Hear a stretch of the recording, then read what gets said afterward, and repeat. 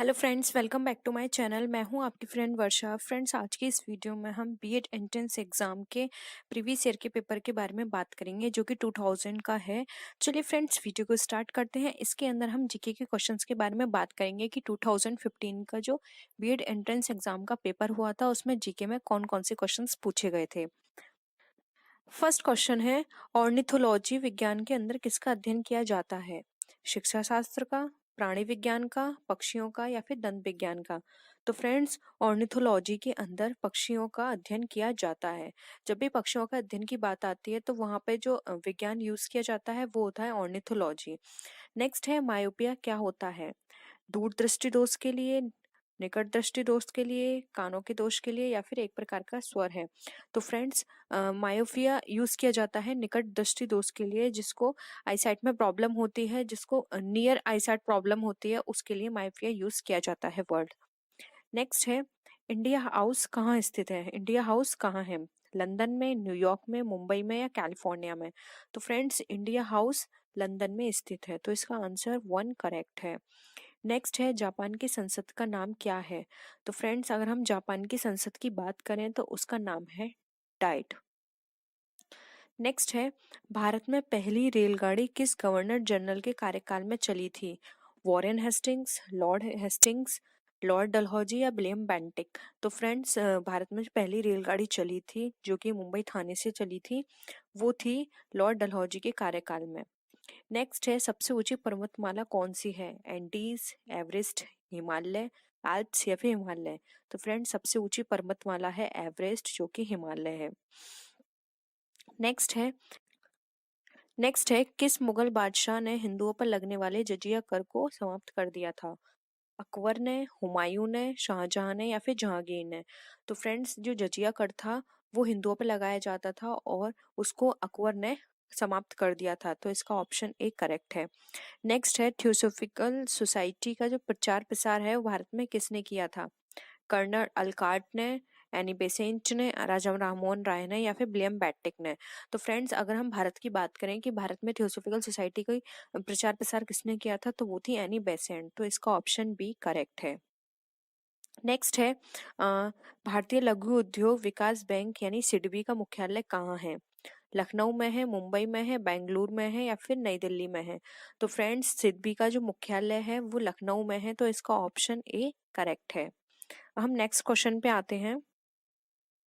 Next question है, भारत में अंतर्राष्ट्रीय महत्व का मुक्त व्यापार बंदरगाह कौन सा है?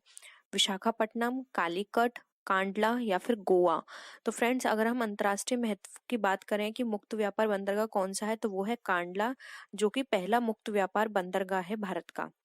नेक्स्ट है, दूध की शुद्धता की माप किस यंत्र द्वारा की जाती है? लैक्टोमीटर, वेरोमीटर, टैकोमीटर या फिर हाइग्रोमीटर? तो फ्रेंड्स, जो दूध होता है उसमें शुद्धता उसकी जांचने के लिए लैक्टोमीटर का यूज किया जाता है, तो ऑप्शन ए यहाँ पे इसका करेक्ट आंसर है। नेक्स्ट है, कौन सा ग्रह सबसे चमकदार है? बुध, शुक्र, प्लूटो या फिर मंगल? तो फ्रेंड्स, अगर हम किसी चमकदार ग्रह की बात करते हैं तो वो है शुक्र। हमारा यहाँ पे ऑप्शन बी करेक्ट है, शुक्र ग्रह सबसे ज्यादा चमकदार होता है। नेक्स्ट है, राज्यसभा का सभापतित्व कौन करता है? राष्ट्रपति, प्रधानमंत्री, उपराष्ट्रपति या फिर स्पीकर? तो फ्रेंड्स, अगर हम राज्यसभा की बात करते हैं तो उसका सभापतित्व होता है उपराष्ट्रपति। नेक्स्ट है, भारत के विभाजन के लिए 3 जून 1947 की योजना को क्या कहते हैं?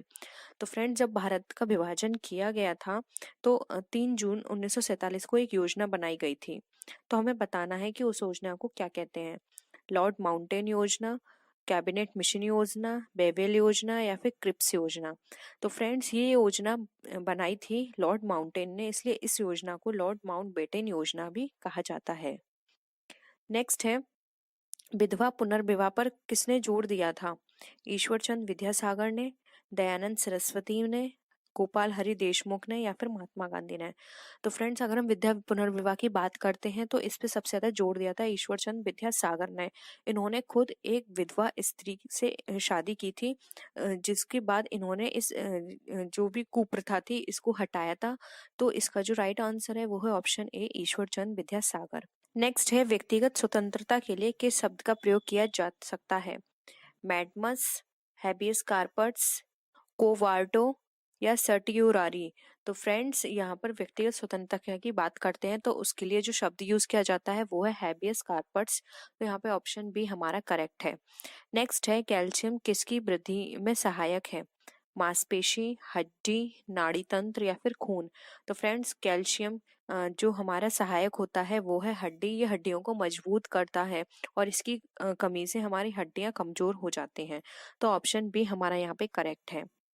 नेक्स्ट है अरब सागर में गिरने वाली नदी कौन सी है? गोदावरी, कृष्णा, ताप्ती या फिर महानदी। तो फ्रेंड्स अरब सागर में जो नदी गिरती है वो है ताप्ती नदी।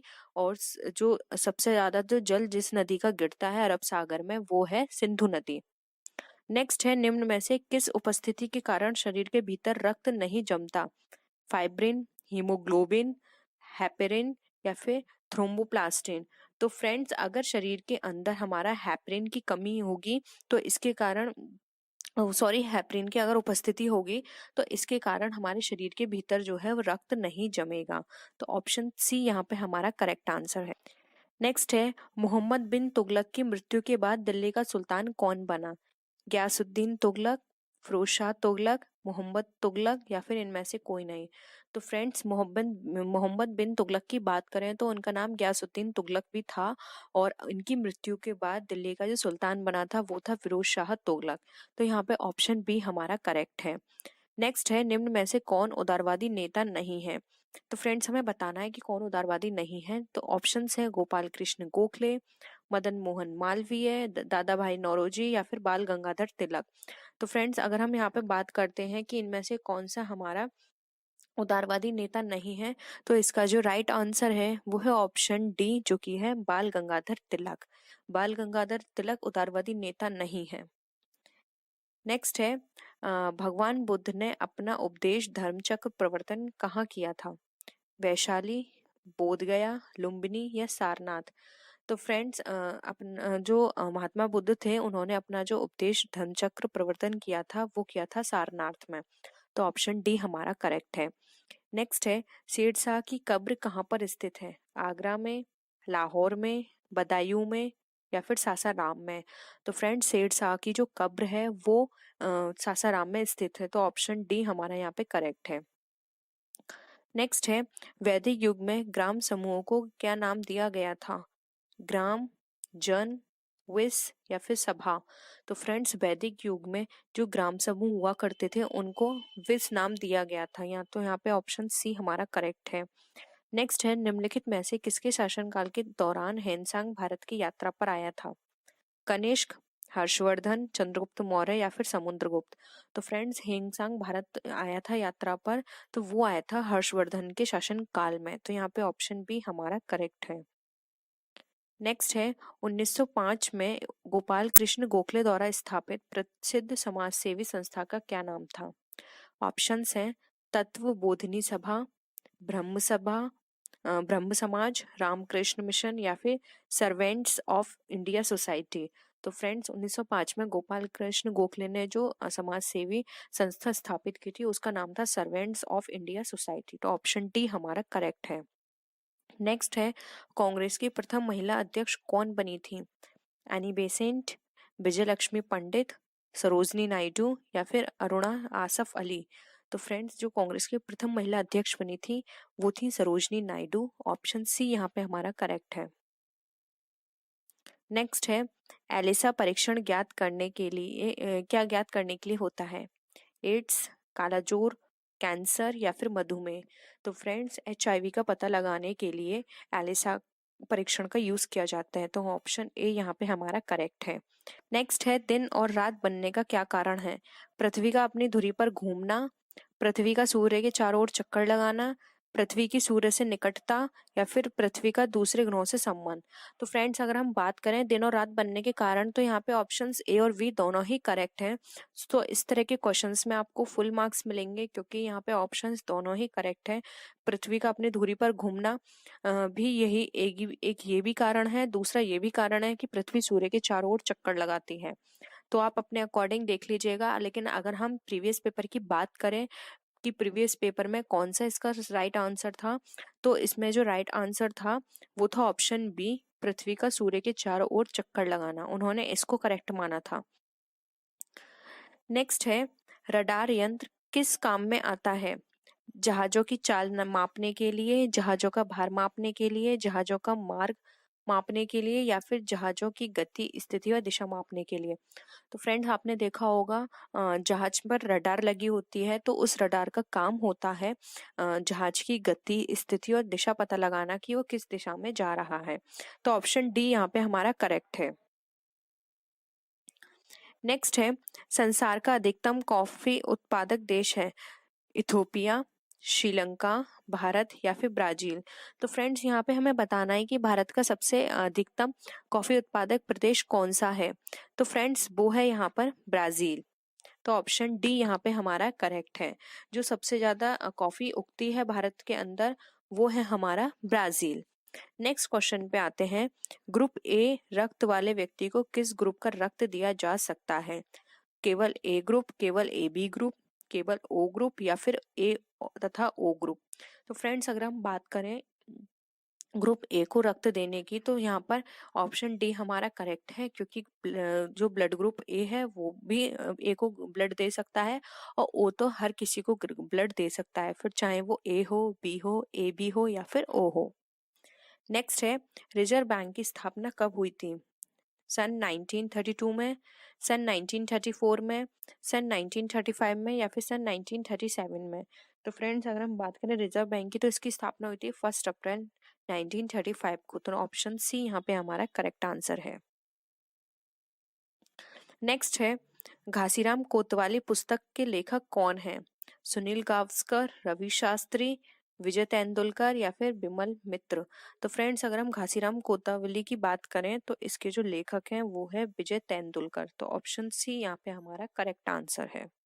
नेक्स्ट क्वेश्चन पे आते हैं, भारत के आर्थिक विकास की मूल समस्याओं में से निम्न में से कौन सा एक कारक उत्तरदायी नहीं है?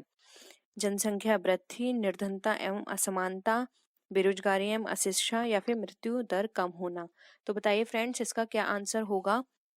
ऐसे क्या कारण है जिसकी वजह से यहाँ पर जो भारत की जो आर्थिक विकास की जो मूल समस्या है वो उत्पन्न हुई? तो फ्रेंड्स, इसका जो राइट आंसर है वो है ऑप्शन डी, मृत्यु दर कम होना।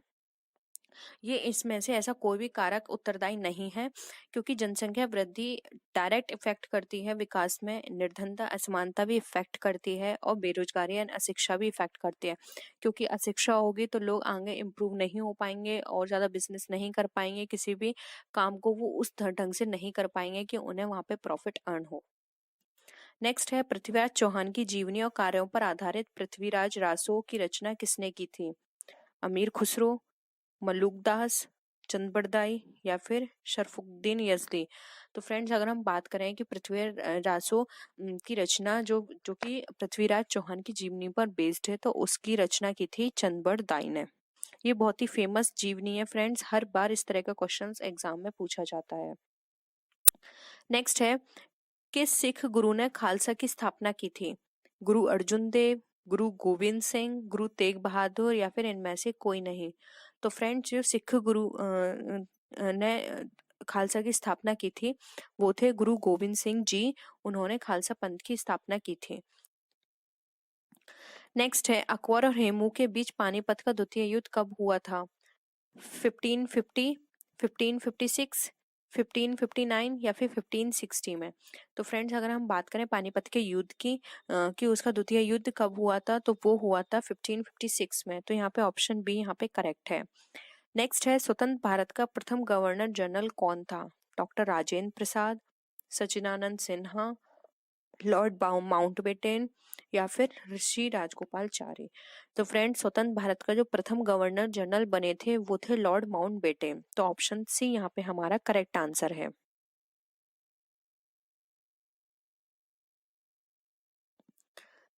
नेक्स्ट है, दयानंद के बचपन का क्या नाम था?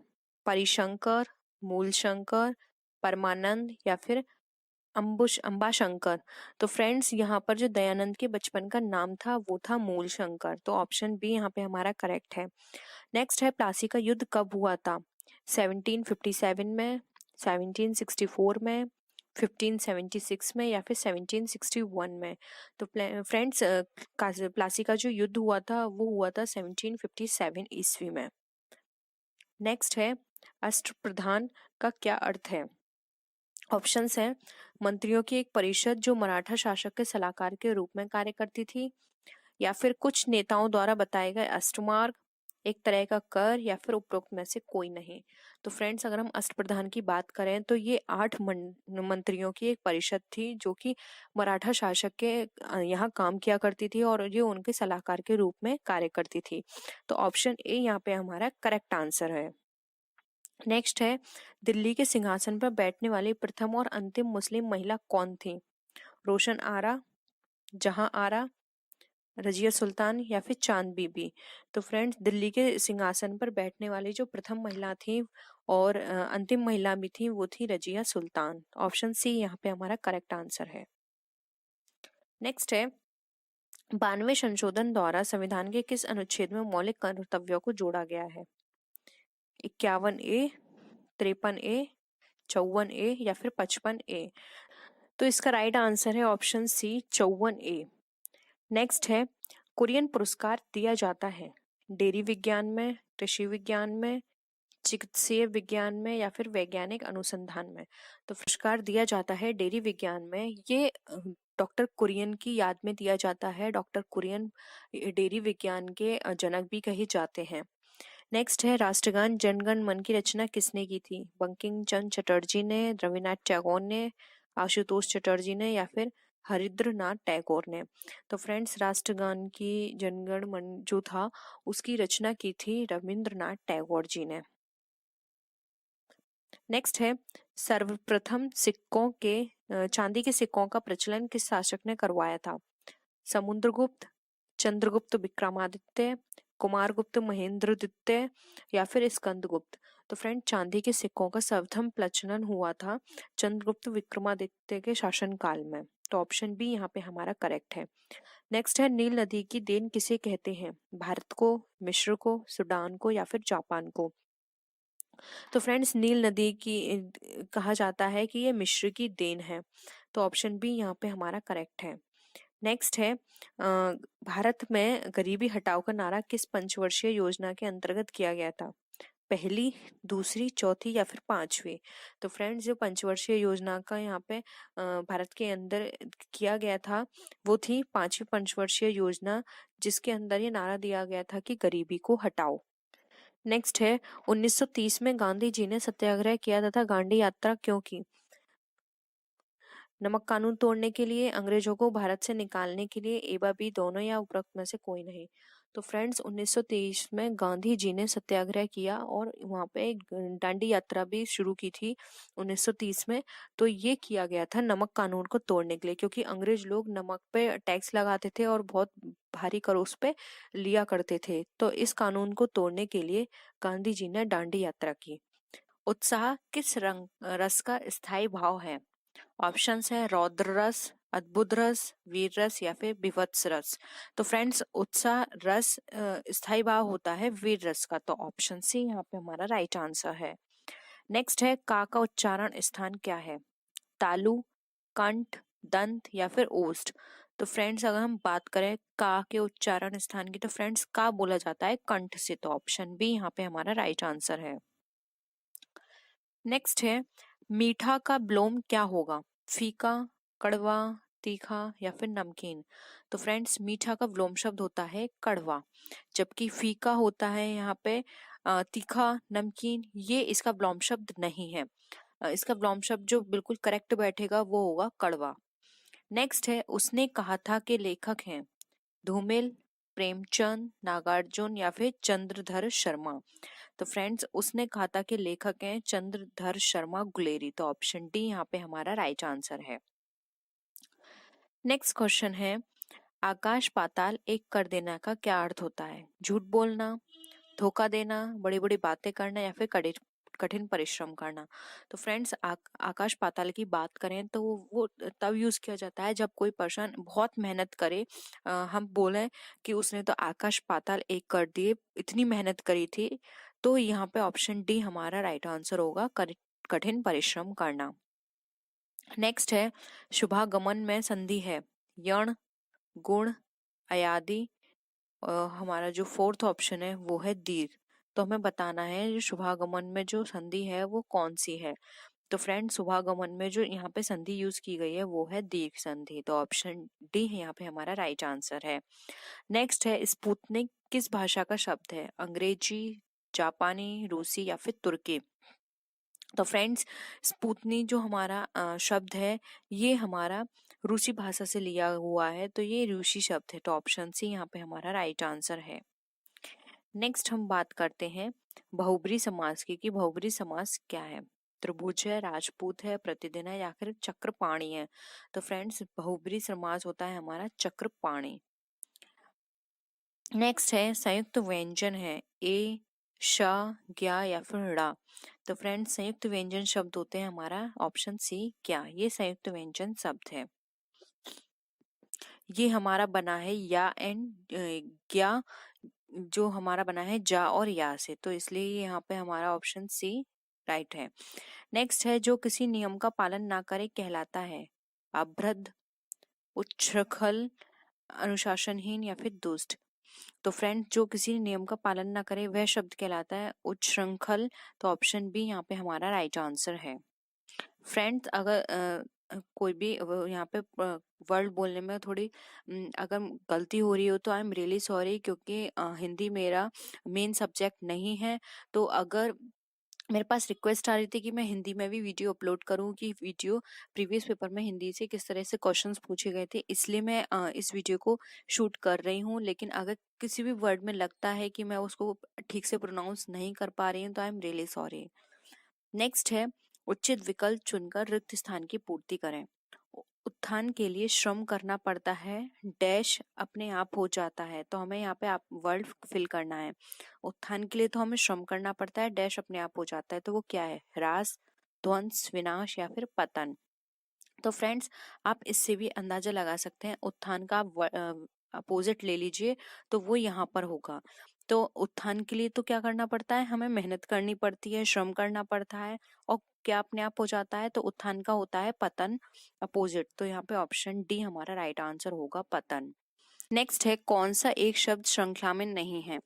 ऑप्शन से हमारे तड़ित, यामिनी, चपला या चंचला। तो बताइए फ्रेंड्स इसमें से कौन से ऐसे शब्द हैं जो कि यहाँ पर हमारे अलग हैं, हम बोल सकते हैं कि वो किसी से भी मैच नहीं करते हैं। तो फ्रेंड्स अगर हम यहाँ पे बात करें कि ये हमारा यहाँ पे मैच नहीं होता है, तो फ्रेंड्स ये हमारा तड़ित, यामिनी, चपला, चंचला ये हमारे बिजली के दे रखे हैं पर्यायवाची शब्द, जिसमें कि यामिनी हमारा नहीं है, जबकि तड़ित, चपला और चंचला हमारे बिजली के पर्यायवाची शब्द हैं। तो ऑप्शन बी यहाँ पे हमारा राइट आंसर है।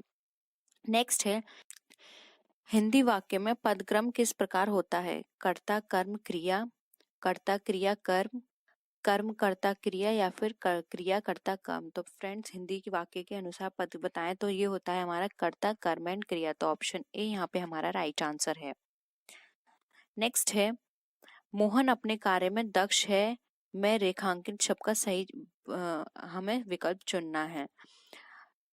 चतुर है, चालाक है, प्रवीण है या फिर पूर्ण है। तो फ्रेंड्स बताना है दक्ष का यहाँ पे क्या मतलब है। मोहन यहाँ पर अगर हम देखें दक्ष का समानार्थी शब्द तो फ्रेंड्स वो है यहाँ पे प्रवीण। तो ऑप्शन सी यहाँ पे हमारा राइट आंसर है, मोहन अपने कार्य में प्रवीण है। नेक्स्ट है जिस क्रिया का फल कर्म पर पड़ता है उसे कहते हैं अकर्मक, सकर्मक, द्विकर्मक या फिर पूर्णकालिक। तो फ्रेंड्स जिस क्रिया पर फल कर्म पर पड़ता है उसे हम क्या कहते हैं, ये हम यहाँ पे पता लगाएं। तो फ्रेंड्स जिस क्रिया का फल कर्म पर पड़ता है उसे हम सकर्मक क्रिया कहते हैं। तो ऑप्शंस भी यहाँ पे हमारा राइट आंसर है। नेक्स्ट है संयोजिका में प्रयुक्त प्रत्यय है का, आ, अकहा, इकहा। तो फ्रेंड संयोजिका में जो प्रयुक्त प्रत्यय होता है वो है आ और मूल शब्द संयोजक है। तो फ्रेंड्स ऑप्शन यहाँ पे बी हमारा राइट आंसर है, आ। नेक्स्ट क्वेश्चन पे आते हैं किस शब्द में उपसर्ग का प्रयोग नहीं किया गया है, अनार, अपार, अकाल या फिर अखाद्य। तो फ्रेंड्स यहाँ पर अगर हम बात करें उपसर्ग की तो अनार शब्द में उपसर्ग का प्रयोग नहीं किया गया, अन्य सभी शब्दों में आ उपसर्ग का प्रयोग किया गया है। तो ऑप्शन ए यहाँ पे हमारा राइट आंसर है। फ्रेंड्स अगर आपको उपसर्ग देखनी है तो आप सबसे पहले ये देख लिया कीजिए कि यहाँ पर आप उस वर्ड को जब तोड़ेंगे तो उनका अलग अलग मीनिंग होना चाहिए। जैसे कि अ प्लस पार अलग अलग मीनिंग है, आ प्लस काल, आ प्लस खाद्य, जबकि आ प्लस नार का कोई मीनिंग नहीं होता, जबकि पार काल खाद्य का मीनिंग होता है। नेक्स्ट है कालिंदी कूल कदम्ब की डारन में अलंकार है, श्लेष, उपमा, अनुप्रास या रूपक। तो फ्रेंड्स कालिंदी कूल कदम्ब की डारन में का वर्ण की आवृत्ति बार बार हुई है, इसलिए यहाँ पर अनुप्रास अलंकार है। तो ऑप्शन सी यहाँ पे हमारा राइट आंसर है। नेक्स्ट है देवनागरी लिपि में कितने वर्ग हैं, 4, 7, 5 या फिर 9। तो फ्रेंड्स अगर देवनागरी लिपि में बात करें तो 5 वर्ग हैं। ये 5 वर्ग होते हैं का वर्ग, चा वर्ग, रा वर्ग, ता वर्ग एंड पा वर्ग। तो फ्रेंड्स यहाँ पर हमारा जो राइट है सॉरी का वर्ग, चा वर्ग, टा वर्ग, ता वर्ग एंड पा वर्ग। तो यहाँ पे हमारा जो राइट आंसर है वो है ऑप्शन सी 5। नेक्स्ट है निम्नलिखित में से कौन सी बोलने की योग्यता है, शुद्धवर्तनी, सुलेख, ऋतुलेख या फिर आशुलेख। तो फ्रेंड्स अगर हम यहाँ बात करें शुद्धवर्तनी बोलने की योग्यता की तो सुलेख, ऋतुलेख और आशुलेख ये सभी संबंधी लेखन संबंधी योग्यताएं हैं, जबकि बोलने की योग्यता होती है शुद्धवर्तनी। तो ऑप्शन ए यहाँ पे हमारा राइट आंसर है। नेक्स्ट है मुंह में राम बगल में छुरी लोकोक्ति का क्या अर्थ है, ऊपरी मित्रता मन में शत्रुता, ईश्वर के नाम पर छलना चालाकी करना या फिर राम का नाम पापी भी ले सकता है। तो फ्रेंड्स अगर हम बात करें मुंह पे राम बगल में छुरी लोकोक्ति का अर्थ तो उन लोगों पर चरितार्थ होता है जो ऊपरी भाव से तो मित्रता प्रदर्शित करते हैं लेकिन उनके अंदर शत्रु का भाव होता है। तो फ्रेंड्स यहाँ पर अगर हम बात करें तो ऑप्शन ए हमारा राइट आंसर है, ऊपरी मित्रता मन में शत्रुता। नेक्स्ट है निम्नलिखित में से कौन सा मात्रिक छंद है, दोहा, चौपाई, रोला या फिर ये सभी। तो फ्रेंड्स दोहा, चौपाई और रोला तीनों ही मात्रिक छंद के उदाहरण हैं। जिन छंदों में मात्राओं की गणना की जाती है वे मात्रिक छंद कहलाते हैं। जैसे दोहा में विषम चरणों में 13-13 मात्राएं तथा सम चरणों में 11-11 मात्राएं होती हैं, जबकि चौपाई के प्रत्येक चरण में 16-16 मात्राएं होती हैं और रोला में कुल 24 मात्राएं होती हैं। इसलिए यहाँ पे ऑप्शन डी हमारा राइट आंसर है, ये सभी। नेक्स्ट है ग्रामीण शब्द में किस प्रत्यय का प्रयोग हुआ है, उल, इल, ईन या फिर ईम। तो फ्रेंड्स ग्रामीण शब्द में प्रत्यय की बात करें किसका हुआ है तो ग्रामीण में हुआ है ग्राम प्लस ईन। तो यहाँ हमारा ईन वर्ड करेक्ट होगा। तो ऑप्शन सी यहाँ पे हमारा राइट आंसर है। नेक्स्ट है जिसकी चिंता ना की जा सके के लिए एक शब्द, अचिंत्य, चिंतनशील, चिंतामणि या फिर चैतन्य।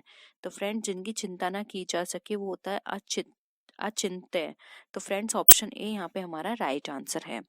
नेक्स्ट है आकर्षक का विपरीतार्थक शब्द क्या है, संकर्षक, विकर्षक, प्रकर्षक या फिर अनाकर्षक। तो फ्रेंड्स अगर हम बात करें आकर्षण की अर्थात खिंचाव का विपरीतार्थक विकर्षक अर्थात अलगाव होगा। तो फ्रेंड्स यहाँ पर जो हमारा राइट ऑप्शन है इसका अगर हम बात करें आकर्षण का विपरीतार्थक की तो फ्रेंड्स राइट आंसर है हमारा विकर्षण। तो ऑप्शन बी यहाँ पे हमारा राइट आंसर है। निम्नलिखित में से कौन सा सिंह का पर्यायवाची नहीं है, शार्दूल, मृगेंद्र, केशी या फिर तड़ित। तो फ्रेंड्स बताना है इसमें हमें सिंह का पर्यायवाची इसमें से कौन सा नहीं है। तो फ्रेंड्स अगर सिंह के पर्यायवाची की बात करें तो सिंह के पर्यायवाची होते हैं केसरी, मृगराज, मृगेंद्र, केहरी, व्याग आदि। इसके साथ ही केशरी, शार्दूल और वनराज भी सिंह के पर्याय होते हैं, लेकिन यहाँ पे फ्रेंड्स तड़ित जो है ये वो है हमारा बिजली का पर्यायवाची। तो ऑप्शन डी यहाँ पे हमारा राइट आंसर है। नेक्स्ट है नीलांबर किस समास का उदाहरण है, तत्पुरुष, द्विगु, द्वंद्व या बहुब्री। तो फ्रेंड्स ये हमें बताना है नीलांबर किस समास का उदाहरण है। तो फ्रेंड्स नीलांबर जिसका अर्थ होता है नीला है अंबर जिसका, यानी कि अर्थात कृष्ण। यहाँ पर श्री कृष्ण एक अन्य अर्थ की प्रधानता का बोध हो रहा है, अर्थात नीलांबर बहुब्री समास है। इसमें नीला और अंबर दोनों में से कोई भी पद प्रधान नहीं है, बल्कि पूरा ही पद किसी अन्य पद श्री कृष्ण का विशेषण है। तो यहाँ पे ऑप्शन डी यहाँ पे हमारा राइट आंसर है। फ्रेंड्स, किसी भी वर्ड को यहाँ पे प्रोनाउंस करने में कोई मिस्टेक हो रही है तो I am really sorry. Next है, यह किताब रमेश को दे दो, इस वाक्य में प्रयुक्त कारक है विभक्ति है संप्रदान, अधिकरण, करण या फिर कर्म। तो फ्रेंड्स बताना है, ये किताब रमेश को दे दो शब्द में प्रयुक्त कारक विभक्ति कौन सी है। तो फ्रेंड्स, यह किताब रमेश को दे दो में इस वाक्य में आया पदसर्ग को कर्म कारक विभक्ति का चिन्ह है, अतः यहाँ पे कर्म कारक विभक्ति है। तो फ्रेंड्स, ये ऑप्शन डी यहाँ पे हमारा राइट आंसर है। नेक्स्ट क्वेश्चन है, निम्न में से किस शब्द में अयादि संधि है? यद्यपि, अन्वेषण, नायक या फिर सदैव।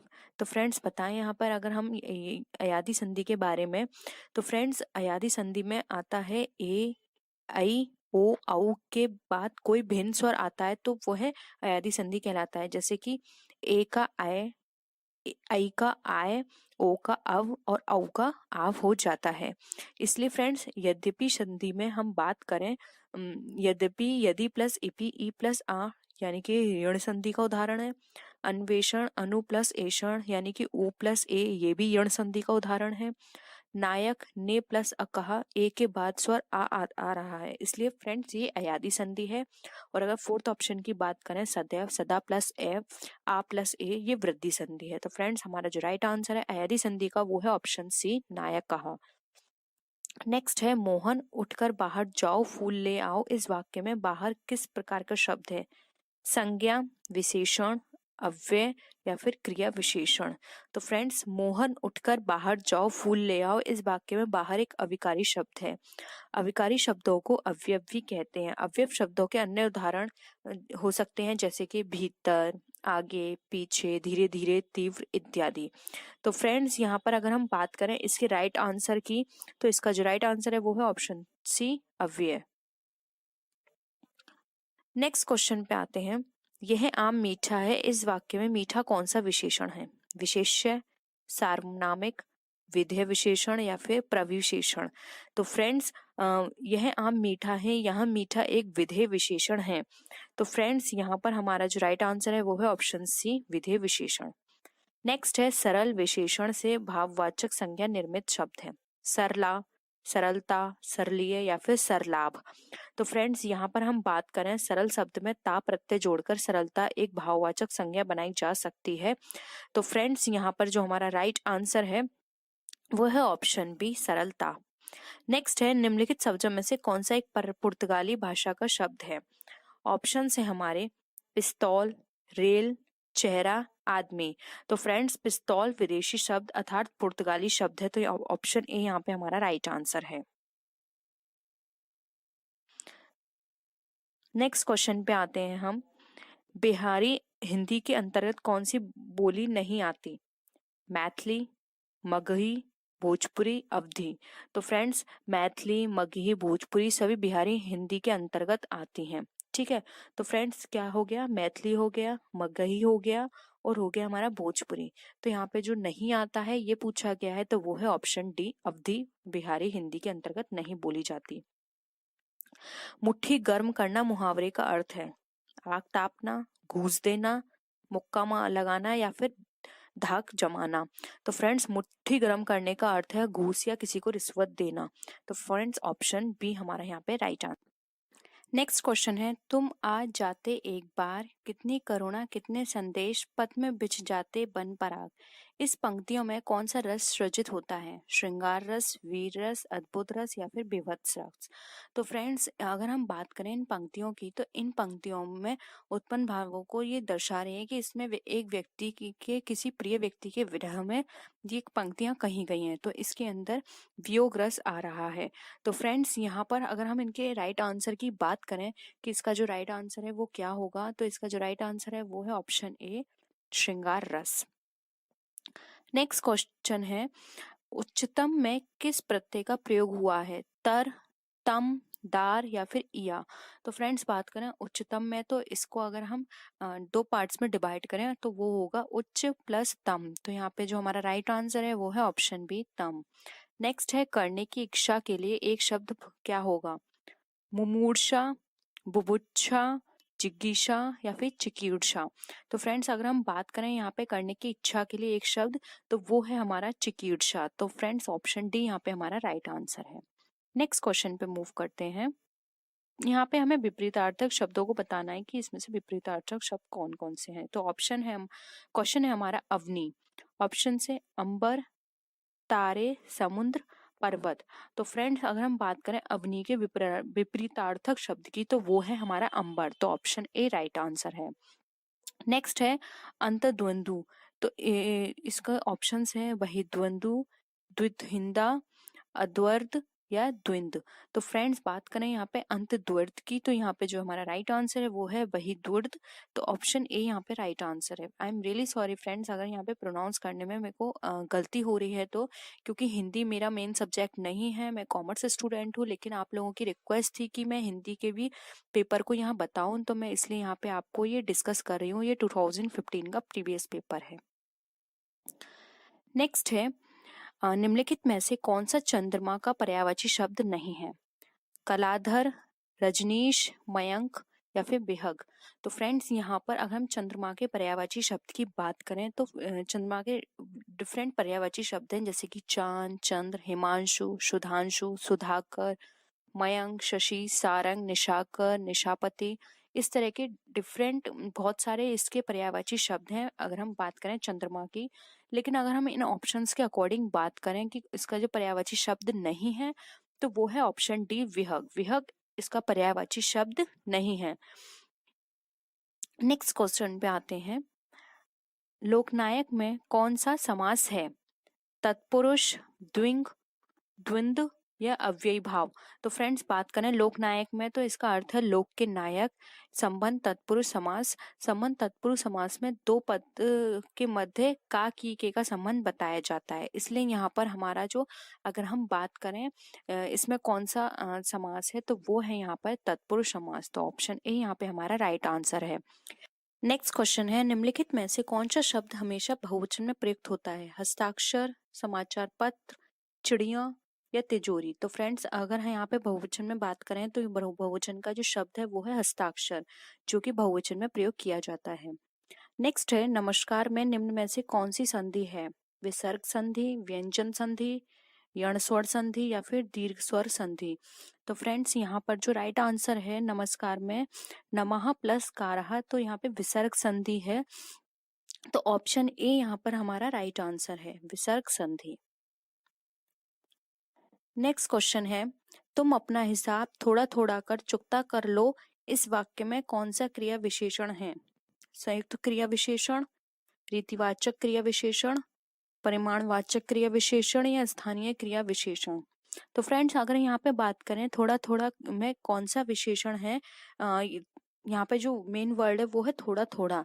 तो इस वाक्य में अगर हम बात करें विशेषण की फ्रेंड्स, तो यहाँ पर जो विशेषण है वो है परिमाणवाचक क्रिया विशेषण। तो फ्रेंड्स ऑप्शन सी यहाँ पे हमारा राइट आंसर है। नेक्स्ट है आप आजकल कहाँ हैं, इस वाक्य में आप कौन सा सर्वनाम है? निजवाचक, प्रश्नवाचक, पुरुषवाचक या फिर संबंधवाचक। तो फ्रेंड्स बात करें आप आजकल या कहाँ हैं, इसमें कौन सा है? तो यहाँ पर है निजवाचक सर्वनाम। तो फ्रेंड्स यहाँ पर ऑप्शन ए हमारा राइट आंसर है। नेक्स्ट क्वेश्चन पे आते हैं। विजयदशमी कौन सी संज्ञा है? भाववाचक, जातिवाचक, समूहवाचक या फिर व्यक्तिवाचक। तो फ्रेंड्स विजयदशमी की बात करें तो ये है विजय के रूप में मनाई जाने वाली दशमी तिथि। तो यहाँ जो इसमें संज्ञा प्रयुक्त हुई है वो है व्यक्तिवाचक। तो ऑप्शन डी यहाँ पे हमारा राइट आंसर है। नेक्स्ट है धरित्री का तद्भव रूप क्या होगा? धरती, भूमि, धरा या फिर धर। तो फ्रेंड्स बात करें अगर हम यहाँ पे धरित्री के तद्भव रूप की, तो वो है धरती। तो ऑप्शन ए यहाँ पे हमारा राइट आंसर है। नेक्स्ट है हिंदी भारत के कितने राज्यों की राजभाषा है? 9 राज्यों की, 10, 13 या फिर 15।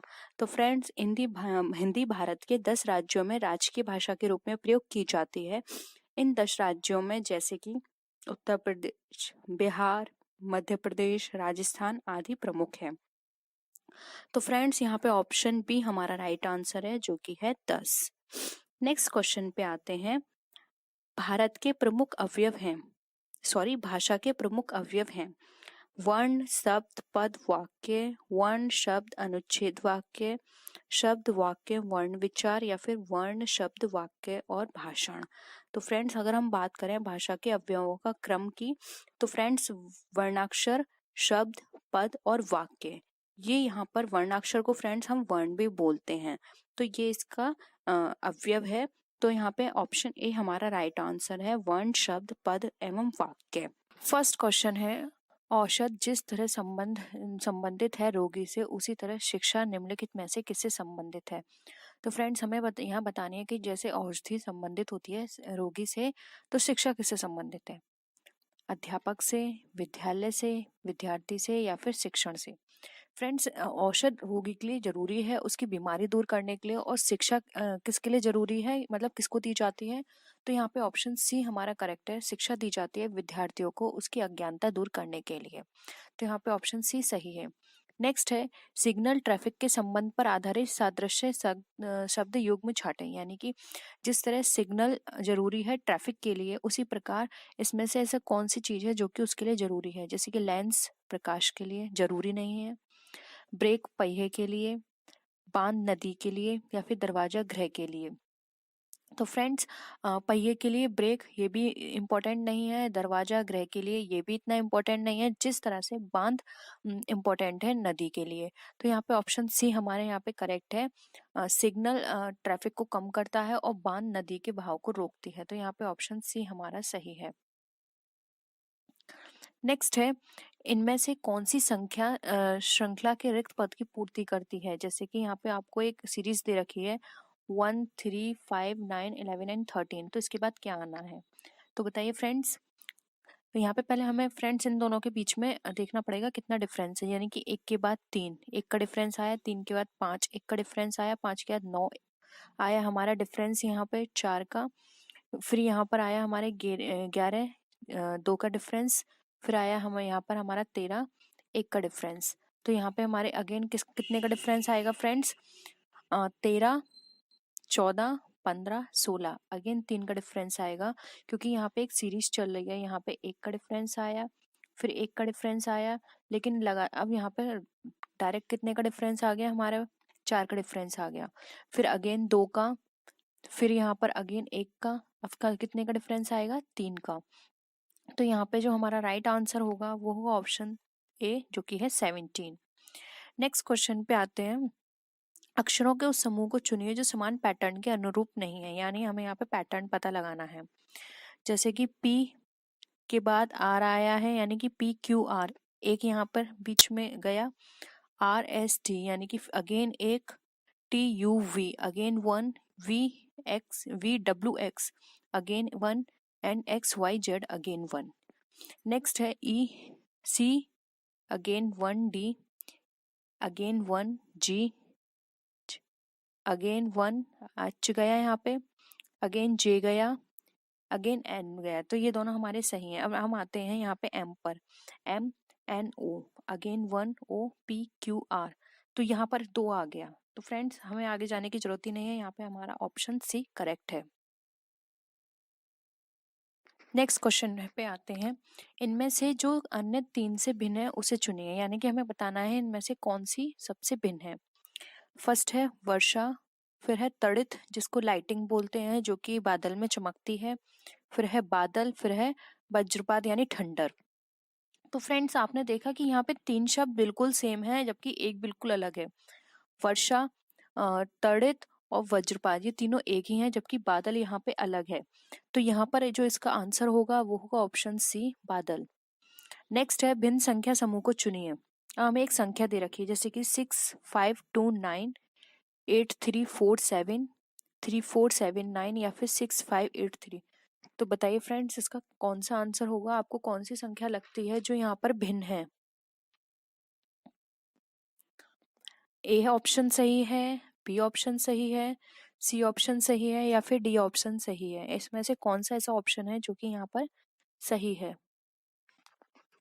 तो फ्रेंड्स इसमें हमें देखना होगा, देखिए यहाँ पर 6529 ये किसी भी तरह का अगर हम स्क्वायर देखें, क्यूब देखें, तो ये चारों ही संख्या ना तो किसी की स्क्वायर है ना ही एक क्यूब है। तो हमें इन दोनों को जोड़ना होगा, तो देखना होगा ये जोड़ के कितना आंसर निकलता है। 6 को 5 में काउंट किया, 6 एंड 5 कितना होता है यहाँ पर हमारा 11, और 2 और 9 कितना होता है हमारा 11। नेक्स्ट है 8 और 3 कितना होता है हमारा 11, और 4 और 7 कितना होता है हमारा 11। नेक्स्ट है 3 और 4 कितना होता है हमारा 7, एंड 7 एंड 9 हमारा कितना होता है 16। तो ये अलग है। अगेन दूसरा और देख लेते हैं, 6 और 5 कितना है हमारा 11, 8 और 3 हमारा कितना है यहाँ पर, ये भी 11 है। तो फ्रेंड्स यहाँ पे हमारा ऑप्शन सी डिफरेंट है, तो यहाँ पे ऑप्शन सी हमारा करेक्ट है। नेक्स्ट आते हैं, एक कूट भाषा में पंच से 4 का तात्पर्य है कॉफी इज टॉक्सिक, 4 टोट मैन का तात्पर्य है सॉल्ट इज किलर, एंड टे से पे सेट का अर्थ है अवॉइड ईच टॉक्सिक किलर। इस कूट के अनुसार कॉफी का क्या तात्पर्य है, तो हमें बताना है कॉफी का क्या है। फ्रेंड्स देखिए यहाँ पे हम देखें कॉफी किसी और में नहीं आया है।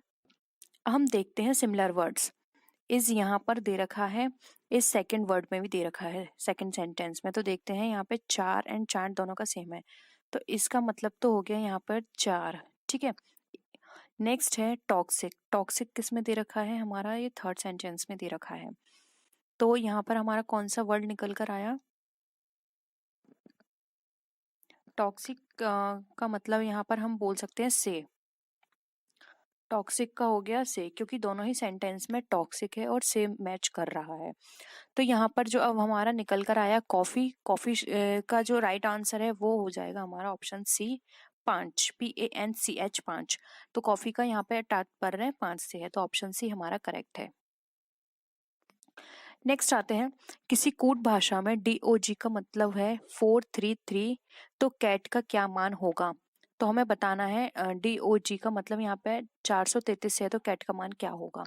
अब बताइए फ्रेंड्स आप खुद ही कि ये किस तरह से 433 आया है यहाँ पर DOG का।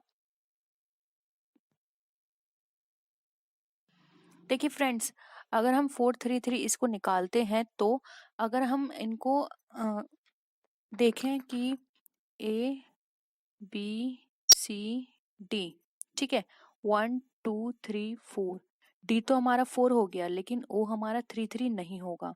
तो हमें यहाँ पर एक टेबल बना के चलनी होगी पूरी जेड तक। यहाँ पर जगह नहीं है, आप लोग अपनी रफ कॉपी में बनाइएगा, मैं जिस तरह से आपको बता रही हूँ। ABCD आपने 1 2 3 4 लिख लिया, अब डी के बाद क्या आता है EFGH, तो इसको लिखिए अगेन 1 2 3 4। तो इस तरह से आपको अगेन एंड अगेन रिपीट करके 1 2 3 4 1 2 3 4 1 2 3 4 लिखना है जेड तक। तो वहां पर आप देखेंगे कि D 4 है, ओ पर अगेन 3 आ रहा है, एंड जी पर अगेन 3 आ रहा है। तो यहाँ पर आपका निकल कर आ गया डॉग का 4 3 3। सेम उसी अकॉर्डिंग आप कैट का निकाल सकते हैं, जैसे कि C8 में देखिए फ्रेंड्स, सी में यहाँ पर क्या आया 3, ए में यहाँ पर क्या आया 1, अब टी बचा। तो फ्रेंड्स अगर आप इसी तरह से पूरी टेबल बनाओगे तो टी पर आपका आएगा 4। तो यहाँ पर जो आपका ऑप्शन होगा करेक्ट वो होगा ऑप्शन ए 314।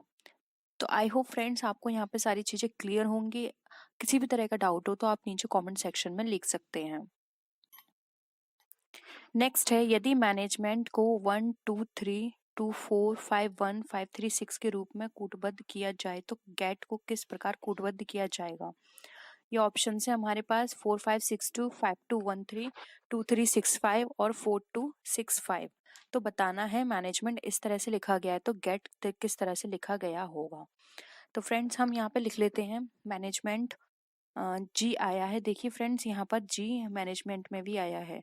तो 1 2 3 4 5, 1 2 3 4 5, तो जी का मतलब क्या हो गया 4 से। आप यहाँ पे भी देखिए जी का मतलब यहाँ पे 4 दे रखा है। अब आते हैं हम ए पर, ए यहाँ पर हमारा गिवन है, ए का मतलब यहाँ पर क्या है 2, तो हमने निकाल लिया 2। अब हमारे पास दे रखा है टी, लास्ट में यहाँ पर टी है, यहाँ पर इसका मीनिंग क्या दे रखा है 6, तो हमने ले लिया 6। हम देखते हैं ई, तो ई में यहाँ पर दे रखा है 5 ई के लिए, तो हमारा क्या आंसर आया 4265। देखिए फ्रेंड्स 4265 यहाँ आंसर है। जी हाँ, यहाँ पर ऑप्शन डी हमारा बिल्कुल करेक्ट है। तो यहाँ पर हमारा जो गेट का जो कूटबद्ध वर्ड निकल कर आएगा वो होगा 4265। इसी तरह से आपको अपने एग्जाम में करने हैं। आपको देखना है कि यहाँ पर जो वर्ड दे रखे हैं उसमें कौन सी सीरीज बन रही है, सीरीज नहीं बन रही है। तो सबसे पहले तो फ्रेंड्स आप कुछ मत करिए, कोई भी सीरीज मत देखिए। सबसे पहले ये देखिए कि जो आपको वर्ड वहाँ पे गिवन है और जो आपको वर्ड बनाना है उन दोनों में जो नंबरिंग है वो दोनों सेम है या नहीं, जो वर्ड्स हैं सेम है या नहीं। अब देखिए जैसे फ्रेंड्स यहाँ पे गेट दे रखा है GATE, तो ये चारों वर्ड क्या है हमारे मैनेजमेंट में आ रहे हैं। तो सबसे पहले आप ये देख लीजिए कि मैनेजमेंट के लिए जो यहाँ पे वर्ड यूज किया हुआ है वही वर्ड आपको बनाना है उसमें से, तो आपका आंसर निकल कर आ जाएगा, क्योंकि इस तरह के क्वेश्चंस में मेनली इसी तरह से इसका सोल्यूशन किया जाता है। हम नेक्स्ट आते हैं। रेखा जिसका मुख दक्षिण की ओर है वह बाईं ओर मुड़ती है और 15 मीटर चलती है। फिर वह अपने बाएं मुड़ती है और 7 किलोमीटर चलती है। फिर पश्चिम की ओर मुख किए हुए 15 मीटर चलती है और वह अपने वास्तविक स्थान से दूर होती है। तो बताइए इसका क्या आंसर होगा। तो फ्रेंड्स अगर हम यहाँ पर बनाएं रेखा, हम मानते हैं रेखा यहाँ खड़ी है, अब वो अपने मुख दक्षिण की ओर करती है, ठीक है। तो रेखा ने यहाँ पर अगर वो खड़ी है तो उसने दक्षिण की ओर मुख किया। अब दक्षिण की ओर मुख करने के वह बाईं ओर मुड़ रही है, यानी कि क्या हुआ वो इस ओर मुड़ गई, ठीक है। बाईं ओर मुड़ने के बाद वह 15 किलोमीटर चली, यानी कि ये कितना है उसका 15 किलोमीटर, ठीक है। यहाँ वो 15 किलोमीटर चली। अब फिर वह अपने बाएं मुड़ती है, यानी कि अगेन वह बाएं मुड़ी, अगेन हमने उसको बाएं मोड़ा। अब वह 7 किलोमीटर चलेगी, तो ये हो गया उसका 7 किलोमीटर।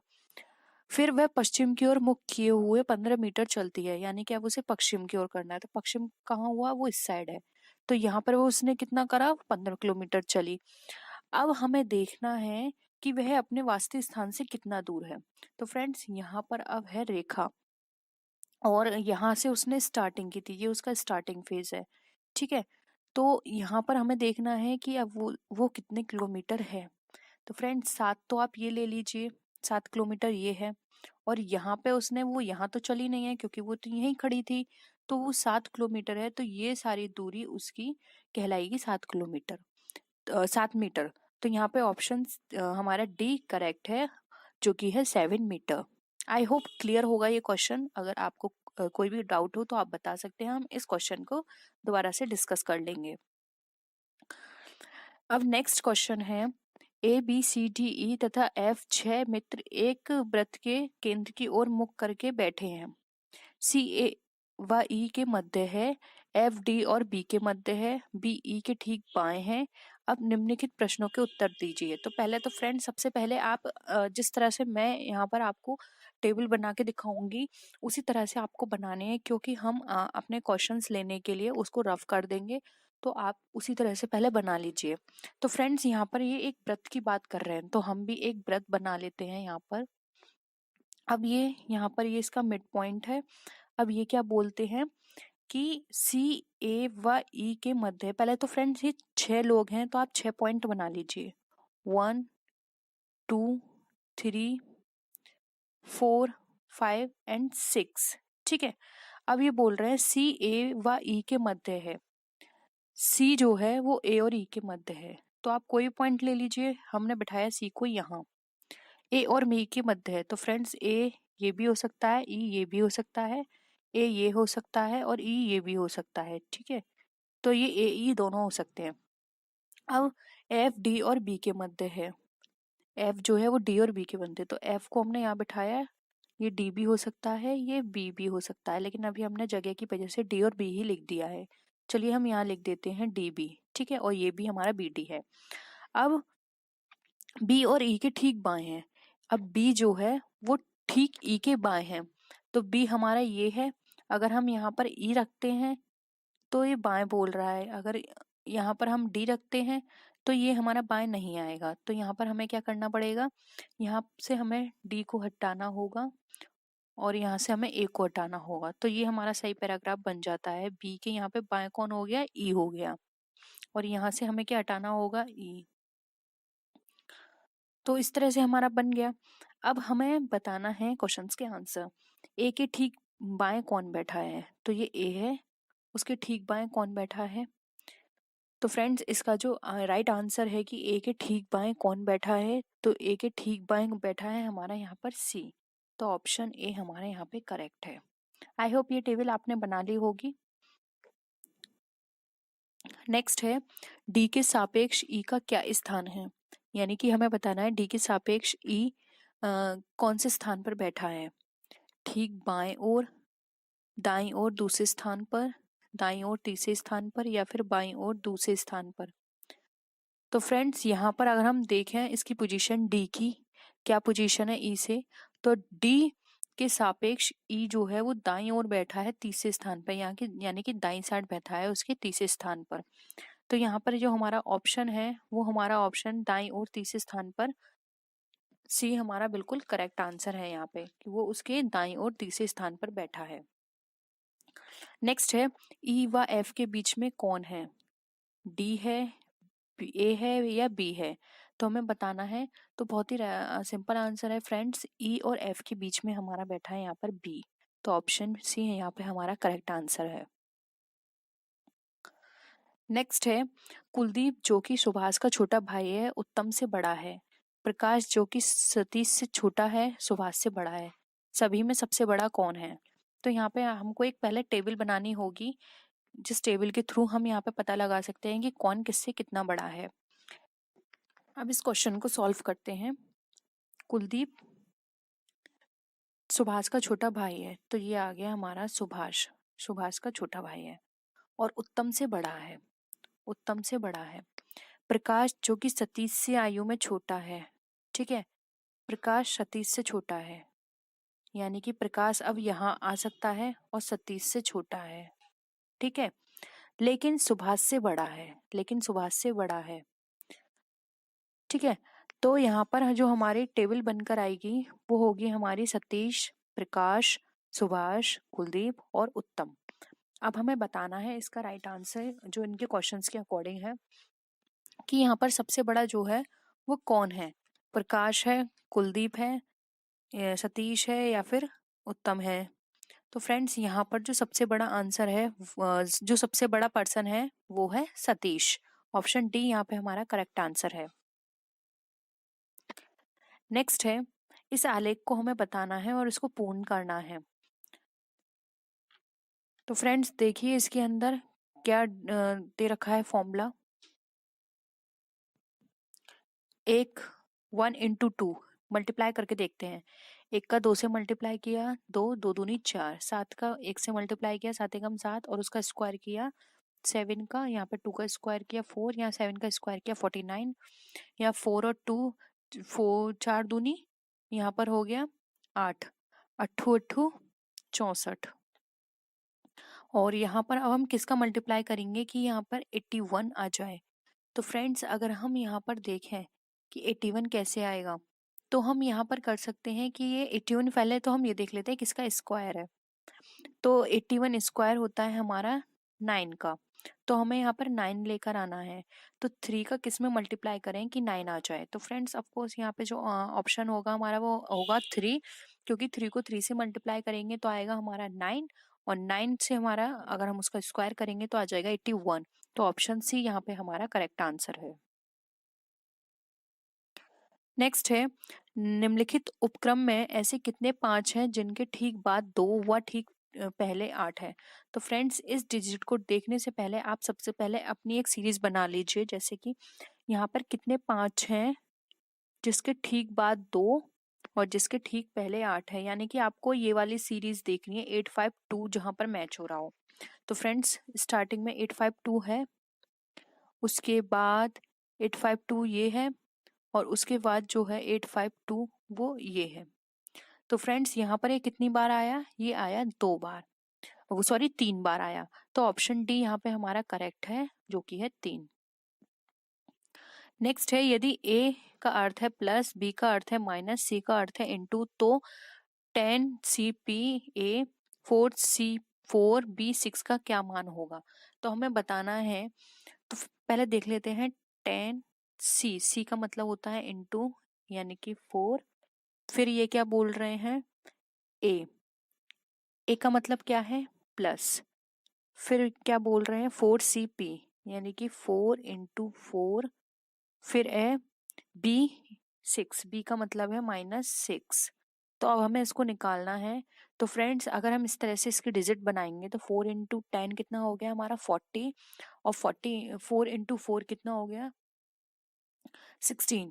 ठीक है, अब 40 प्लस यहाँ पर कितना आ गया 16 - 6। तो ये है हमारी निकल कर आई डिजिट 40 + 16 + 6। अब हम यहाँ पर 16 में से 6 ये माइनस कर देते हैं तो हमारे पास क्या निकल कर आया 40 + 10, जिसको हम प्लस करेंगे तो हमारा आंसर आ जाएगा 50। तो यहाँ पे ऑप्शन बी हमारा करेक्ट है, जो कि है 50।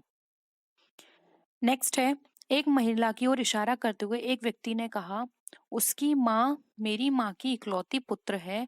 महिला का उस व्यक्ति से क्या संबंध है, पिता है, भाई है, चाचा है, मामा है। तो फ्रेंड्स हम ये रिलेशन अपने ऊपर लेके सोचते हैं। फॉर एग्जाम्पल एक व्यक्ति है, यानी कि एक व्यक्ति मान लेते हैं वो मैं हूँ। मैं किसी से बोल रही हूँ कि उसकी माँ मेरी माँ की इकलौती पुत्र है। तो बताइए उस महिला का उस व्यक्ति से क्या संबंध है। तो मैं किसी अगर बच्ची से बोलूंगी कि उसकी माँ मेरी माँ की, यानी कि मेरी माँ की, तो वो क्या हो गई, उसकी बेटी हो गई कि इकलौती पुत्र है। तो उसकी बेटी कौन होगी, उसकी बेटी मेरी क्या हुई, भतीजी। तो यहाँ पे ऑप्शन क्या होगा कि मैं उसका कौन लगा, मामा। तो यहाँ पे ऑप्शन डी यहाँ पे हमारा करेक्ट है। नेक्स्ट है, नीचे दिए गए शब्द समूह में कौन सा शब्द नहीं बनाया जा सकता। एंड्योवर दे रखा है, तो फ्रेंड्स हमें देखना है कि इसमें से हम क्या नहीं बना सकते हैं।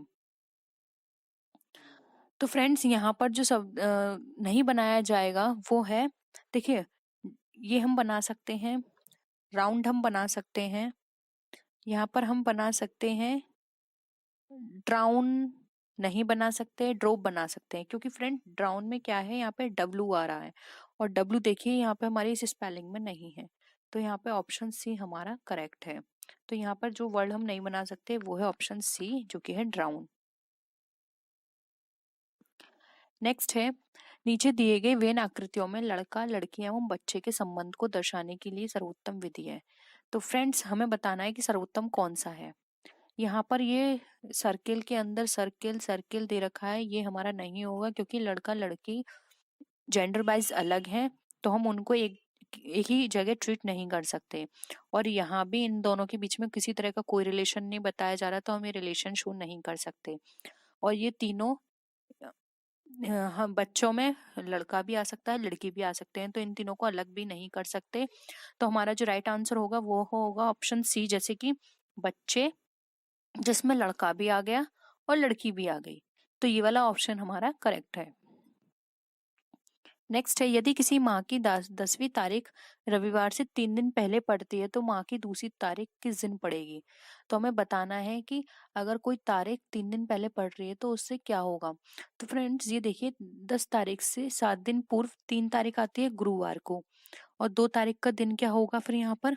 तो फ्रेंड्स दूसरी तारीख का जो यहाँ पे वो होगा राइट आंसर, वो होगा ऑप्शन सी, बुधवार। तो यहाँ पे जो दूसरी तारीख किस दिन की पड़ेगी, तो वो पड़ेगी बुधवार की। नेक्स्ट है, एक वृक्ष पर 15 कबूतरों का झुंड बैठा है। एक शिकारी उस झुंड पर बंदूक से गोली दागता है, जिस कारण 2 कबूतर मर जाते हैं। शेष कितने कबूतर वहां रह गए, बताइए फ्रेंड्स। 15 कबूतर का झुंड था, एक शिकारी उस झुंड पर बंदूक से गोली दागता है, जिस कारण 2 कबूतर मर गए। शेष वहां कितने कबूतर रह गए।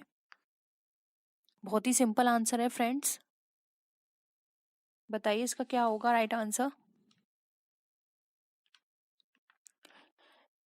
तो फ्रेंड्स इसका जो राइट आंसर है वो है ऑप्शन डी, जो शेष कबूतर वहां रह गए वो थे 2 कबूतर अब वहां रह गए हैं, क्योंकि जो गोली जो दागता है वो 2 कबूतर वहां पे मर जाते हैं और बाकी तो सब उड़ जाएंगे। जो राइट आंसर है वो है ऑप्शन सी 2। नेक्स्ट है, यदि 8 × 4 42, 6 × 6 33, 2 × 2 11, 4 × 6 23 एंड 2 × 8 तो क्या होगा। तो फ्रेंड्स हमें ये देखना है कि इसमें ऐसी कौन सी चीज यहाँ पे वो चल रही है सीरीज जिसके अकॉर्डिंग यहाँ पर ये आंसर आया। फ्रेंड 2 × 2 4 को अगर 8 से मल्टीप्लाई किया जाए 42 अगर आया, तो इसमें 4 8 या क्या होता है हमारा 32, उसमें अगर 10 ऐड किया तो 42। अगर हम 6 और 6 36, 36 में अगर हम फिर से ऐड करेंगे 10 तो हमारा आएगा 46, लेकिन यहाँ पे 30 और यहाँ पर अगर हमें लाना है 33, तो ये वाली सीरीज तो इसकी नहीं होगी। हम इसमें निकालते हैं हम ऐसा करके चलते हैं कि इनका जो साइन है वो अलग कर देते हैं। 8 4 अपॉन 2 कितना हो गया 42। 6 6 अपॉन 2 33। 2 2 अपॉन 2 11। ठीक उसी तरह से 46 अपॉन 2 23। 28 upon 2 16, sorry 14। तो यहाँ पर जो आंसर आएगा वो होगा ऑप्शन डी 14। नेक्स्ट है अंग्रेजी शब्दकोश के अनुसार कौन सा शब्द तीसरे क्रमांक पर व्यवस्थित होगा। तो फ्रेंड्स हमें यहाँ पर फिर डिक्शनरी के अकॉर्डिंग देखना है। तो पहले हम लिखते हैं एस, उसके बाद चारों में ही एच दे रखा है तो एच लिख लेंगे। फिर हम देखेंगे कि ए किसमें दे रखा है। ए यहाँ पर हमारा दे रखा है तीनों में, तो हम लिखेंगे ए। फिर है एन एन एन, हम थर्ड वर्ड देखेंगे, फोर्थ वर्ड देखेंगे एन एन, इसमें आ रहा है ए, ये तो बिल्कुल नहीं होगा क्योंकि ये बिल्कुल ही नीचे चला गया। फिर है एस एच ए एम, तो दूसरा वर्ड हमारे पास क्या आ गया एम। ठीक है, तो यानी कि ये हमारा फर्स्ट वर्ड है। अब हम इन दोनों में मैच करेंगे तो हमारा पहला शंकर के पहले आता है, तो यहाँ पर हो गया हमारा दूसरा वर्ड शंकर। तीसरा वर्ड हो गया हमारा शांता। चौथा वर्ड हो गया हमारा श्याम। तो फ्रेंड्स यहाँ पर इन्होंने हमसे क्या पूछा है, हमें यहाँ पे बताना है कि तीसरा शब्द यहाँ पर कौन सा आता है। तो फ्रेंड्स यहाँ पर जो हमारा राइट आंसर होगा वो होगा ऑप्शन ए सांता। नेक्स्ट है एक अर्थपूर्ण शब्द बनाने के लिए अक्षरों को पुनः व्यवस्थित करके उनका मध्याक्षर कीजिए। यानी कि हमें बताना है कि इससे क्या बनेगा। ESURN, ESURN श्योर नहीं होगा। NURSE।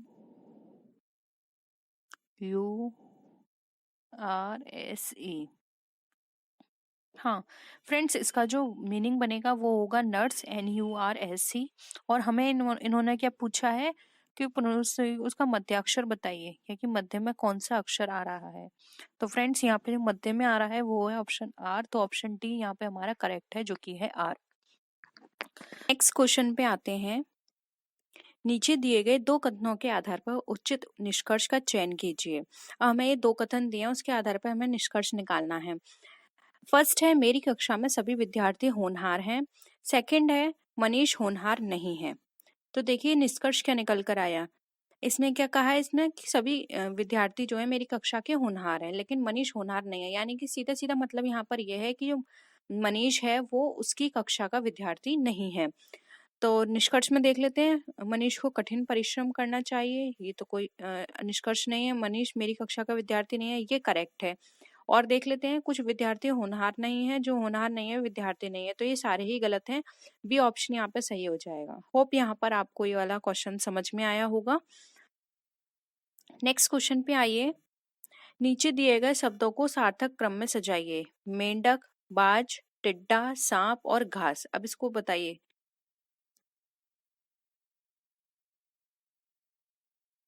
क्या सीक्वेंस आप बनाएंगे।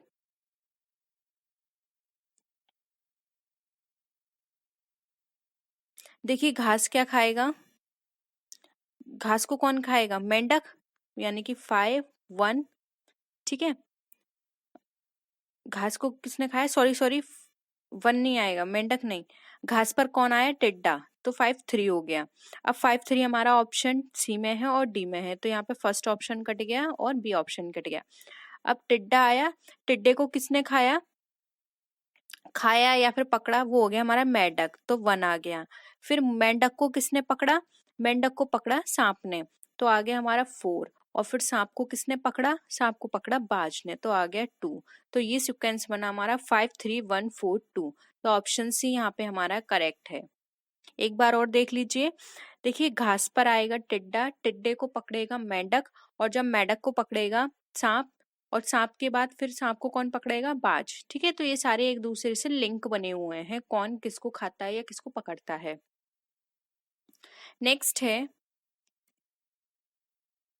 एक पुत्री और उसकी माँ की आयु का योगफल 56 वर्ष है। 4 वर्ष बाद माँ की आयु पुत्री की आयु की 3 गुनी हो जाएगी। पुत्री व माँ की आयु क्रमशः बताइए।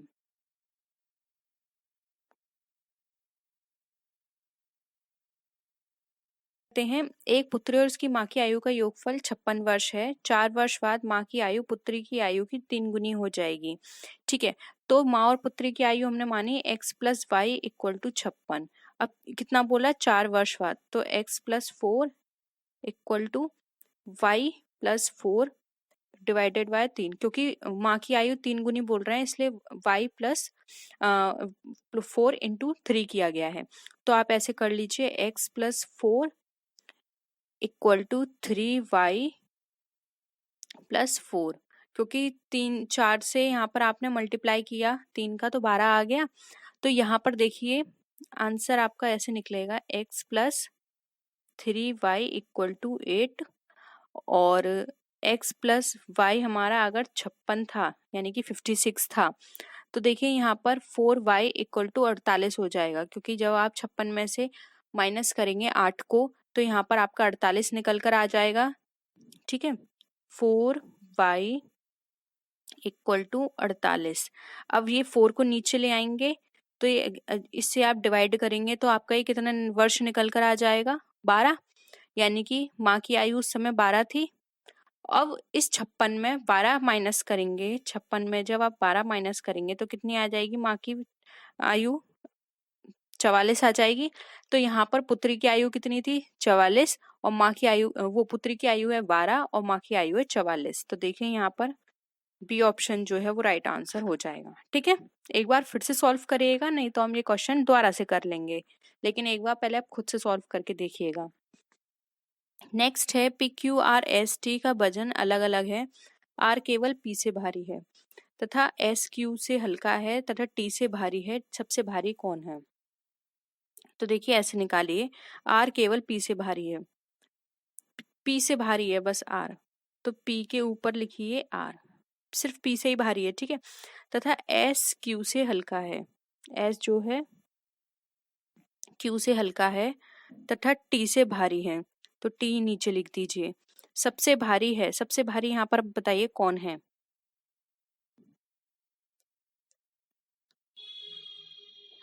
R केवल किससे भारी बता रहा था? P से, यानी कि इन सबसे हल्का है R, यानी कि P ऊपर जाएगा, तथा S Q से हल्का है। तो देखिए अपने आप यहाँ पे सीरीज निकल कर आ जाएगी, Q, फिर आएगा S, फिर आएगा T, फिर आएगा P, और फिर आ जाएगा हमारा R, R सबसे नीचे आएगा। ठीक है, तो यहाँ पर आंसर जो निकल कर आ जाएगा वो होगा यहाँ पे ऑप्शन नंबर, सॉरी R और P होगा, तो यहाँ पे जो आंसर निकल कर आ जाएगा वो होगा option number B, Q। Q हमारा यहाँ पे सबसे भारी होगा। ठीक है, नीचे देखिए नेक्स्ट क्वेश्चन, 39 विद्यार्थियों की कक्षा में सुरेश अशोक से 7 रैंक आगे है। यदि अशोक की रैंक अंत से 70वीं अंक है तो सुरेश की आराम से रैंक कौन सी होगी? देखिए यहाँ पे टोटल कितने स्टूडेंट हैं? 39। अब सुरेश जो है अशोक से 7 आगे है। अब देखिए सुरेश जो है 7 आगे है अशोक से, माना अशोक यहाँ है और इसकी जो भी रैंक है वहां से देखिए 7 आगे है, 1 2 3 4 5 6 7, यानी कि हमारा सुरेश कहाँ है? यहाँ पर। यदि अशोक की रैंक अंत से 70वीं है, अंत से इसकी 70वीं है, तो सुरेश की आरंभ से कितनी होगी? अगर इसकी 70वीं है तो 17 में 7 जोड़ देंगे आप सुरेश के में, 17 में 7 जोड़ेंगे तो कितना निकल कर आ जाएगा यहाँ पे हमारा? 24, यानी कि सुरेश की जो रैंक है वो 24 है, और सुरेश की आराम से अगर जोड़े हैं तो 24 और 39, टोटल 39 थी, उसमें से 24 माइनस कर दीजिए। 24 माइनस करेंगे कितना निकल कर आ जाएगा हमारा 15, और एक उसकी खुद की रैंक है तो ये 16 हो जाएगा। तो यहाँ पर इसकी रैंक कितनी आ जाएगी, 16वीं। तो ऑप्शन ए यहाँ पे हमारा राइट आंसर हो जाएगा। ठीक है, सुरेश आराम से 16वीं रैंक पर है। नेक्स्ट है, ए और बी बहनें हैं, आर व एस भाई हैं, ए की पुत्री आर की बहन है, बी का एस से क्या संबंध है। देखिए यहाँ पर बताया जा रहा है ए और बी बहनें हैं, तो ए और बी क्या हैं, बहनें हैं।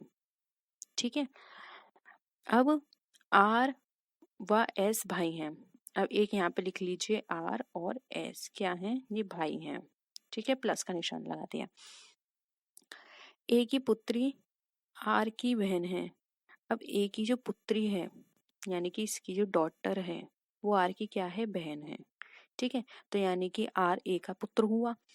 बी का एस से क्या संबंध है, अब बी का एस से बताना है।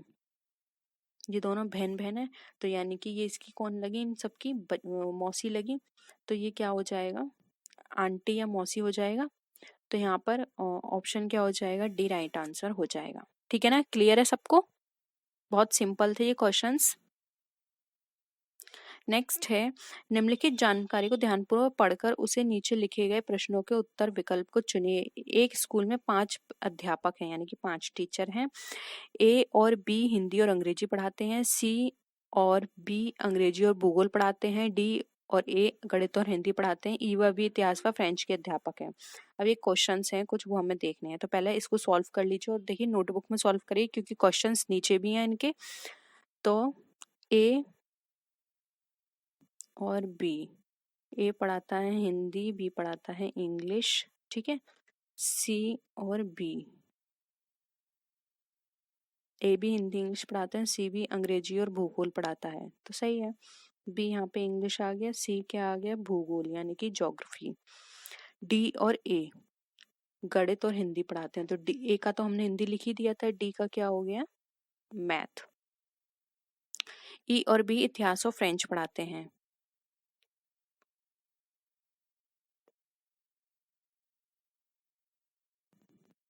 ई और बी इतिहास और फ्रेंच पढ़ाते हैं, यानी कि जो हमारा ई है, सॉरी बी है, वो हमारा यहाँ पर 2 सब्जेक्ट पढ़ा रहे हैं।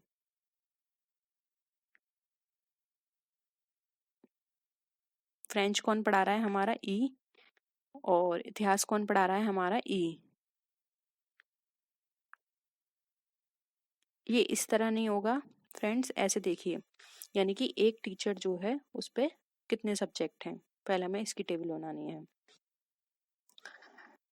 ए पढ़ाता है हिंदी, बी पढ़ाता है इंग्लिश, सी पढ़ाता है हमारा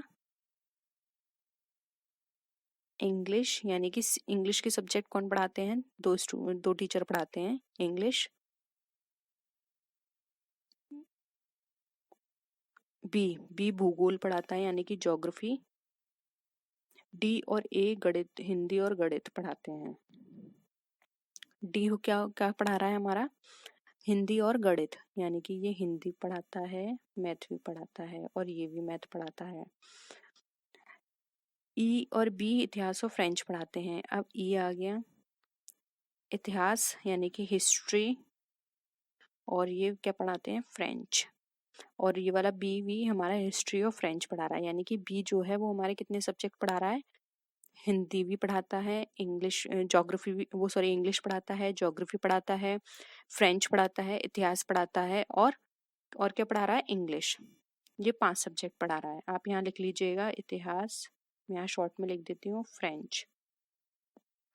अब देखिए इनमें से कौन से विषय 2 से अधिक अध्यापक पढ़ाते हैं। देखिए फ्रेंच जो है वो 2 पढ़ाते हैं, 2 से ज्यादा पूछा है। ठीक है, हिंदी जो है ये भी पढ़ाते हैं। हिंदी कौन कौन पढ़ा रहा है, हिंदी 3 लोग पढ़ाते हैं, ए बी और डी। तो यहाँ पर आपके अकॉर्डिंग क्या आंसर होगा, यहाँ पे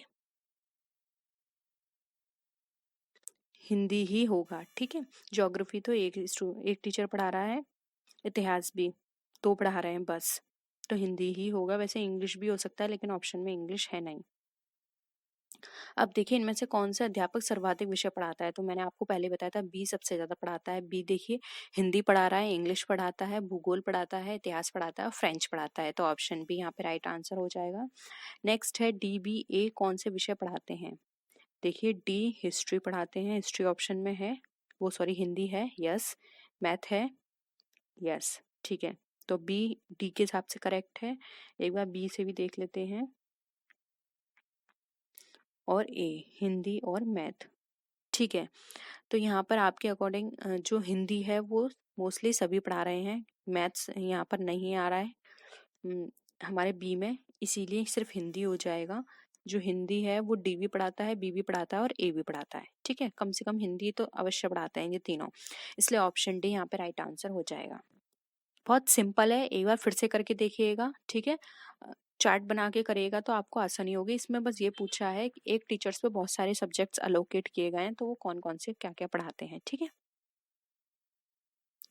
नेक्स्ट है दी गई अक्षर श्रृंखला के लुप्त पद को चुनिए। अब यहाँ पर आपको निकालना है, देखिए कौन किस तरह सीरीज बनेगी। मैंने इसको थोड़ा और जूम कर दिया है, देखिए देखिए यहाँ से लेके चलिए इनका फर्स्ट वर्ड, यानी कि आपको बैक से करना है, यू वी डब्ल्यू एक्स। तो यू से पहले क्या आएगा, टी, आ गया टी। अब यहाँ पर देखिए जी एच, ये दोनों साथ में है, एच के बाद आई जे के एल एम एन, तो आ जाएगा ओ पी। तो यहाँ पे ऑप्शन सी राइट आंसर हो जाएगा। सिंपल था ना। अब यहाँ पे नेक्स्ट क्वेश्चन पे आइए 36 पर और इसको सॉल्व करिए। कमला को याद है कि उसकी बहन का जन्मदिन 12 से 16 दिसंबर के मध्य है, जबकि उमेश को याद है कि जन्मदिन 14 के बाद और 17 से पहले है। कमला की बहन का जन्म दिवस क्या है। बहुत ही सिंपल क्वेश्चन है, सॉल्व करिए, जल्दी से आंसर बताइए इसका।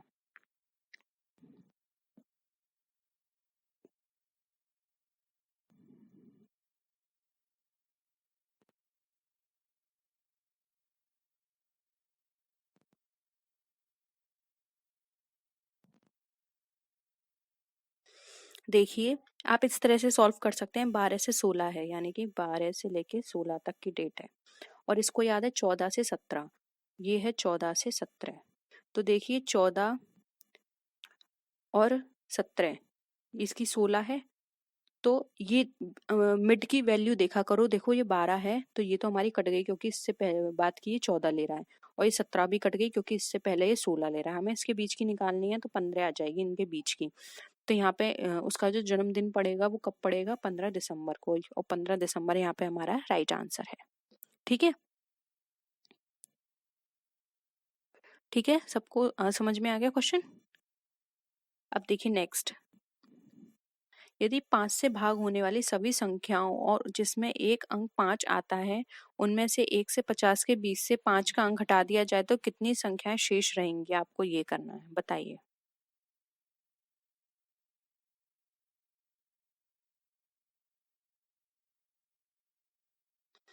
5 आपको ऐसी संख्या निकालनी है जो 5 से कट भी जाए, तथा 5 अंक वाली कुल संख्याओं को लिखना है। फिर 10 जितनी भी संख्या होंगी उसमें से आपको 10 संख्या निकाल देनी है।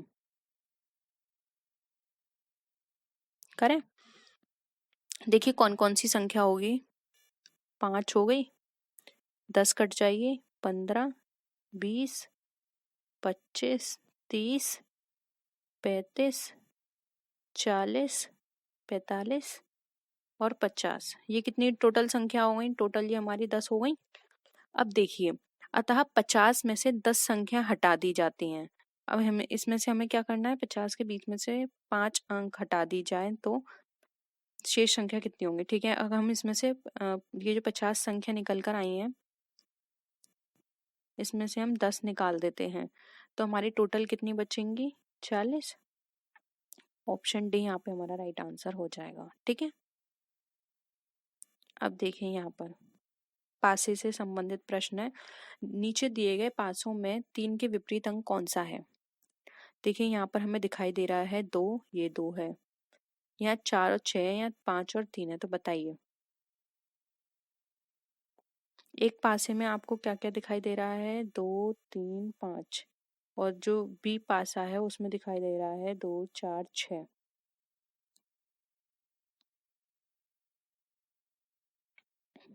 बताइए। देखिए 2 के सामने 2 हो गया, 3 के सामने यहाँ पे 4 है, और ये 5 के सामने 6 है। इसको इस तरह से करिए, ठीक है। सामने ये इस तरह से रिपीट करेंगे। 5, 2, 2, 4, 6। तो यहाँ पर 3 के सामने क्या आ जाएगा? 4। तो यहाँ पर ये वाला सही होगा हमारा। 3 के सामने यहाँ 4 आ रहा है, ठीक है। नेक्स्ट देखिए, निम्नलिखित में से कौन सा कथन सत्य है? एक घन में 6 फलक होते हैं, 8 कोने होते हैं, 12 किनारे होते हैं, या ये सभी? बताइए।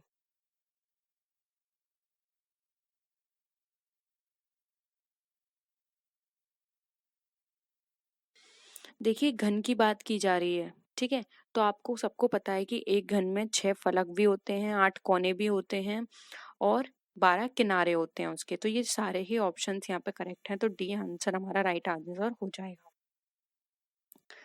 नेक्स्ट है, नीचे दिए गए वेन आरेख में कौन सी संख्या उन डॉक्टरों की द्योतक है जो ना तो इंजीनियर हैं ना अच्छे वक्ता हैं? बताइए। ए रिप्रेजेंट कर रहा है हमारा इंजीनियर को, बी बता रहा है हमारा अक्षय वक्ता को, और सी बता रहा है डॉक्टर को। बताइए। तो हमें सिर्फ डॉक्टर बताने हैं जो ना तो इंजीनियर में आते हो ना वक्ता में, सॉरी, अच्छे, हाँ सही है, ना वक्ता में। तो यानी कि हमें डॉक्टर बताने। डॉक्टर हमारा क्या है? सी। तो हमें ऐसा सी बताना है जिसमें ना तो ए की मिल रहा हो ना हमारा बी मिल रहा हो। देखिए ना ए मिल रहा हो ना बी मिल रहा हो, तो ऐसी संख्या तो सिर्फ ये बचती है 2 वाली, ठीक है। तो यहाँ पे ऑप्शन कौन सा हो जाएगा? 2 यहाँ पे आपका राइट आंसर हो जाएगा, क्योंकि देखिए ये सारी इसके अंदर आ रही है और ये इसके अंदर आ रहे हैं, तो 2 ही बचता है, तो ऑप्शन ए यहाँ पे राइट होगा। अब मैं थोड़ा ऐसा इसको कम कर रही हूँ, तो आपको शायद दिख रहा होगा। अब आपको इसकी हूबहू दर्पण प्रतिबिंब वाली आकृति इनमें से कौन सी है? अब इसकी दर्पण वाला प्रतिबिंब आपको बताना है। देखिए अगर आप इसके सामने दर्पण, ये दर्पण है, नीचे जो दिख रहा है ये दर्पण है, इसके अनुसार कौन सी आकृति इसकी बनेगी? आप सबको पता है जब भी हम इसके किसी के भी सामने दर्पण लगाते हैं तो दायां हमें बायां दिखाने लगता है और बायां हमें दायां दिखाने लगता है। तो कौन सा हो जाएगा करेक्ट यहाँ पर?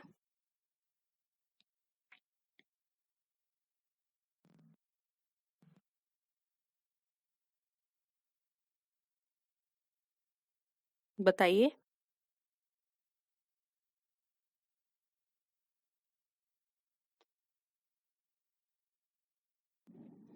क्या होगा आपके अकॉर्डिंग आंसर? जल्दी करिए।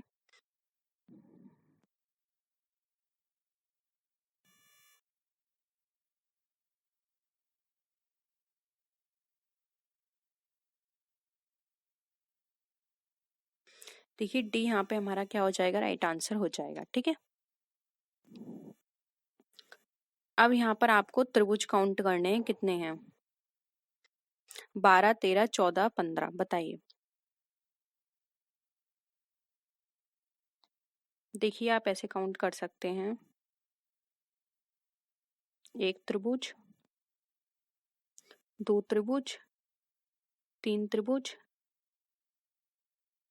ठीक है।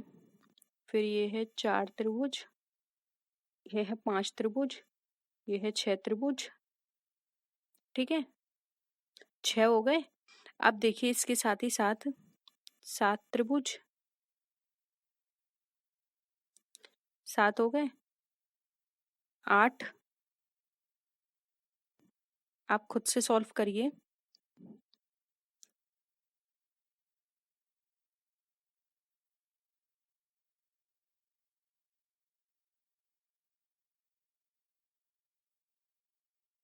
या फिर ऐसे काउंट करिए, 1 2, ये नहीं आएगा, 1 हो गया, 2 हो गया, 3 4 5, ठीक है।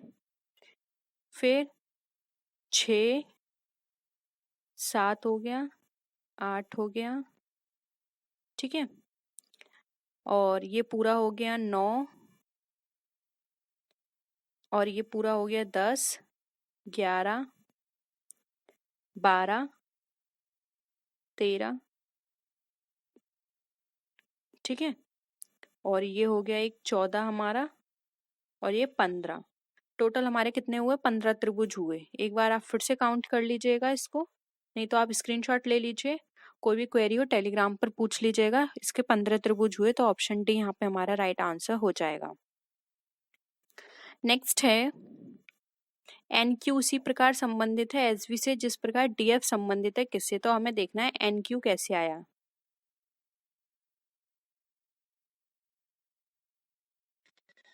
देखिए एन से एस आएंगे कैसे, एन एम एन हो गया, O P Q R S यानी कि +5 करा, और क्यू से भी R S T U V, ये भी हमारा +5 पर आया।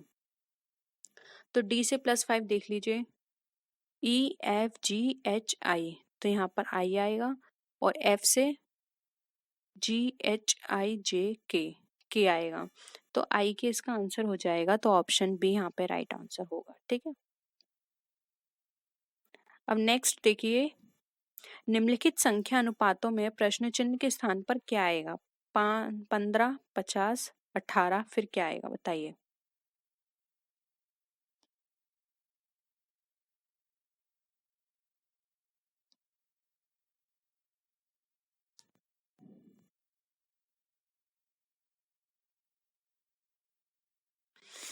देखिए आप ऐसे निकाल सकते हैं, 15 मल्टीप्लाई करेंगे 3 से कितना आएगा? 45, उसमें 5 ऐड कर देंगे, 50 हो गया। उसी अकॉर्डिंग 15 में मल्टीप्लाई करिए 3 का, कितना होगा?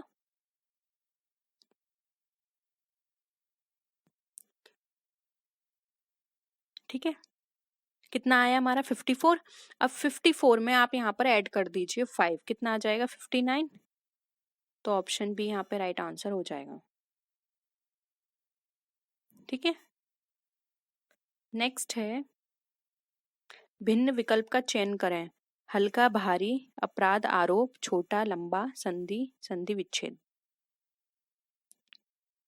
छोटा लंबा, हल्का भारी, अपराध आरोप।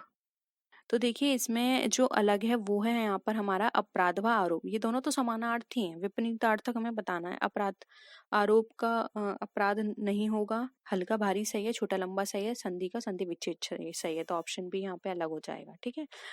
नेक्स्ट है, यदि नीले को हरा, हरे को सफेद, सफेद को काला। देखिए इस तरह के क्वेश्चंस को पढ़ने की जरूरत नहीं है, मैंने आपको ट्रिक बता रखी है। लास्ट में देखिए क्या पूछा है, कच्चे केले का रंग क्या होता है, और आप सबको पता है कच्चा केला किस कलर का होता है। कच्चा केला किस तरह का होता है? हरे रंग का। और हरा रंग देखिए इसमें क्या कह रखा है, हरे रंग को सफेद बता रखा है, तो ऑप्शन डी यहाँ पे राइट आंसर हो जाएगा, ठीक है। ज्यादा पढ़ने की जरूरत ही नहीं है, उसमें डायरेक्ट आप ये देखिए पूछा क्या है। अब देखिए, यदि किसी सांकेतिक कोड में आरएम का भार 32 किलोग्राम तथा श्याम का भार 66 किलोग्राम बताया गया, तो उस कोड में श्वेता का भार क्या होगा? अब देखिए आरएम, देखिए यहाँ पर क्या होगा। पहले तो आप आर ए एम का भार बताया, तो एक तरह सबसे पहले आप आर ए एम की प्लेस देख लीजिए क्या क्या है। आर कितने नंबर पे आता है, मैंने आपको ये सब चीजें याद करा रखी हैं, तो आपको पता होना चाहिए आर हमारा कितने नंबर पर आता है। आर आता है हमारा 18 नंबर पे, ए आता है हमारा 1 पर, तो +1 हो गया, और एम आता है हमारा कितने नंबर पे? 14 पर। अब इन सबको ऐड कर दीजिए, 18, 1 और 14, कितना हो गया? 32, बिल्कुल सही है, ठीक है। 32 है, 32 होना चाहिए। एक मिनट मैं चेक कर लेती हूँ।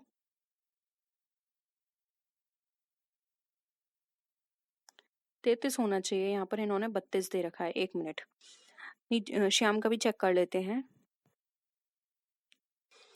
एस आता है हमारा 19 पर, श्याम आता है हमारा 8 पर, वाई आता है हमारा 25 पर, ए आता है 1 पर और एम आता है 14 पर। तो आप इन सबको ऐड कर लीजिए।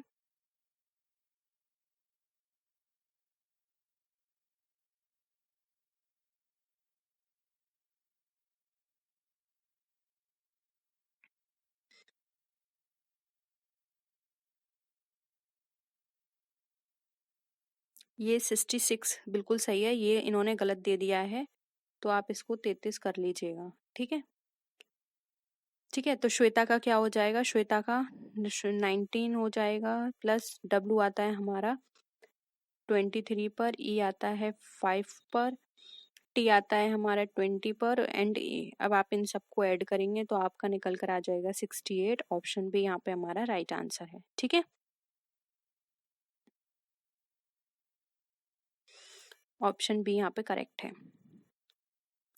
नेक्स्ट है, यदि कॉर्पोरेट में अक्षरों के ऐसे कितने जोड़े हैं जिनमें प्रत्येक के मध्य शब्द में उसी अनुक्रम में उतने ही अक्षर हैं जितने अंग्रेजी वर्णमाला में होते हैं। तो पहले आप बड़ा लिख लीजिए इसको, CORPORATE। देखिए,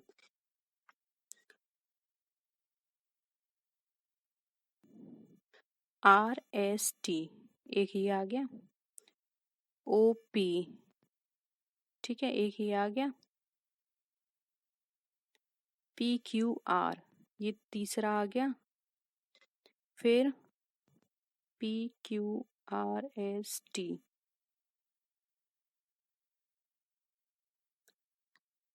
PQRST ये आ गया हमारा फोर्थ। तो यानी कि कितनी ऐसी जगह हैं? 4 हैं हमारी टोटल।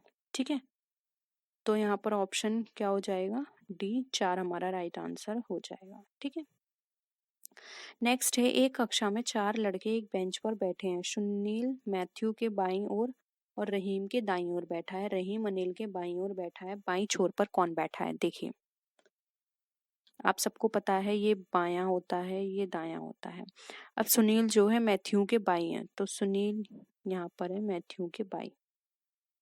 ठीक है, और रहीम के दाएं बैठा है, और रहीम यानी कि कहाँ हो गया है? यहाँ पर अनिल के बाईं ओर बैठा है। रहीम जो है वो अनिल के बाईं ओर बैठा है। तो ये तो नहीं कहा ना कि बिल्कुल बाएं है। जो कि 2015 के पेपर में पूछा गया था वो ये था, व्यवसाय प्रेरणा देता है, यानी कि जो व्यवसाय है वो हमें किस चीज का मोटिवेशन देता है? कर चोरी करने का, उत्पादों में मिलावट करने का, कुशलता का, या फिर मूल्य वृद्धि का? तो फ्रेंड्स, जब भी हम बिजनेस करते हैं तो वो हमें ये नहीं बताता कि हमें कर चोरी करने, कर चोरी का मतलब होता है टैक्स को छुपाना है, या फिर उत्पादों में मिलावट का मतलब ये नहीं है कि हम जो भी हम प्रोडक्शन कर रहे हैं उसमें हम मिलावट चीजें हैं या फिर जो लो क्वालिटी की चीजें हैं उनको मिलाएं। कुशलता या मूल्य वृद्धि? तो फ्रेंड्स, इसका जो राइट आंसर है वो है ऑप्शन सी, ये हमें कुशलता सिखाता है। नेक्स्ट है वाणिज्य। वाणिज्य क्या है? ये व्यवसाय का अंग है, व्यापार का अंग है, उद्योग का अंग है, या फिर प्रवर्तन का अंग है? तो फ्रेंड्स, वाणिज्य आपने पढ़ा होगा, बिजनेस जो कि 2 पार्ट्स में डिवाइड होता है, commerce and aids to trade. तो फ्रेंड्स, वाणिज्य जो है वो हमारा डिवाइड होता है व्यवसाय के रेफरेंस में। तो हम बोल सकते हैं कि जो व्यवसाय है हमारा, वो व्यवसाय, वो वाणिज्य जो है हमारा, वो हमारा व्यवसाय का अंग है। तो ऑप्शन ए हमारा यहाँ पे करेक्ट आंसर है। नेक्स्ट क्वेश्चन है, निम्न में से कौन योजना आयोग के अध्यक्ष होता है? यानी कि इसमें से कौन जो होता है जो योजना आयोग यानी कि प्लानिंग कमीशन का पार्ट होता है? राष्ट्रपति, प्रधानमंत्री, केंद्रीय योजना मंत्री, या फिर केंद्रीय वित्त मंत्री? तो फ्रेंड्स, योजना आयोग का अध्यक्ष होता है प्रधानमंत्री, जो कि उस टाइम का जो भी प्रधानमंत्री होगा वो योजना आयोग का अध्यक्ष बनेगा। तो ऑप्शन बी यहाँ पे हमारा करेक्ट है। नेक्स्ट है, भारत में स्वर्ण जयंती ग्राम स्वरोजगार योजना सर्वप्रथम वर्ष डैश में प्रारंभ की गई। यानी कि जो स्वर्ण जयंती ग्राम स्वरोजगार योजना थी वो कहाँ स्टार्ट की गई फर्स्ट टाइम? 1975, 1984, 1997, या फिर 1999? तो फ्रेंड्स, ये योजना सबसे पहले शुरू की गई थी भारत में 1999 में। तो ऑप्शन डी हमारा यहाँ पे करेक्ट आंसर है। नेक्स्ट है, योग्यता का लगान की अवधारणा किसने प्रतिपादित की थी? यानी कि योग्यता की लगान जो अवधारणा थी वो किसने दी थी? डेविड रिकार्डो ने, वॉन वाइजर ने, श्रीमती जॉन रॉबिन्सन ने या फिर अल्फ्रेड मार्शल ने? तो फ्रेंड्स जो योग्यता की लगान जो अवधारणा थी वो दी थी वॉन वाइजर ने। तो ऑप्शन बी यहाँ पे हमारा करेक्ट आंसर है। नेक्स्ट है अर्थशास्त्र अभाव सीमितता का विज्ञान है, यह परिभाषा किसने दी है? मार्शल, रॉबिन्स, जेएम कीन्स या फिर कैनन? तो फ्रेंड्स अर्थशास्त्र अभाव का विज्ञान है यानी सीमितता का विज्ञान है, ये डेफिनेशन दी थी रॉबिन्सन ने। जब इन्होंने इकोनॉमिक्स को डिफाइन किया था तो इन्होंने ये डेफिनेशन दी थी कि अर्थशास्त्र एक अभाव का विज्ञान है। तो ऑप्शन बी हमारे यहाँ पे करेक्ट आंसर है। नेक्स्ट है प्रतिस्थापना नियम डैश से भी जाना जाता है, यानी कि ये प्रतिस्थापना नियम है वो किससे जाना जाता है? उपयोगिता ह्रास नियम से, समसीमांत उपयोगिता नियम से, सीमांत उत्पादकता से या फिर मांग का नियम से? तो फ्रेंड जो प्रतिस्थापना नियम था ये हमारा दिया गया था समसीमांत उपयोगिता नियम से। फ्रेंड्स अगर आपको इनका डिस्कशन चाहिए तो आप नीचे कमेंट सेक्शन में बता सकते हैं, हम कोशिश करेंगे कि इन पे एक ब्रीफ डिस्कशन रख पाएंगे। उपयोगिता ह्रास नियम क्या होता है, समसीमांत और सीमांत, मांग का नियम क्या होता है? मांग का नियम फ्रेंड्स बहुत इजी है, जो कि हम जब भी हमारे प्राइस में कोई भी चेंजेस आएंगे तो वो हमारे मांग पर इफेक्ट करेंगे यानी डिमांड पे इफेक्ट करेंगे। प्राइस अगर हाई होगा तो हमारी डिमांड कम हो जाएगी और अगर हमारा प्राइस लो होगा तो हमारी डिमांड हाई हो जाएगी। लेकिन इसके भी कुछ एक्सेप्शंस हैं, तो अगर आप उन पे वीडियो चाहते हैं एक पर्टिकुलर तो नीचे कमेंट सेक्शन में जरूर बताइएगा, हम कोशिश करेंगे इस पे एक अलग से वीडियो बनाने की। नेक्स्ट है निम्नलिखित में से कौन सा मुद्रा का आकस्मिक कार्य है? साख का आधार, विनिमय का आधार, मूल्य का मापक या फिर मूल्य का संचय? तो फ्रेंड्स जो मुद्रा का आकस्मिक नियम है आकस्मिक कार्य है वो होता है साख का आधार, जबकि मूल्य का मापक, विनिमय का माध्यम है, मूल्य का संचय ये इसका आकस्मिक कार्य नहीं है।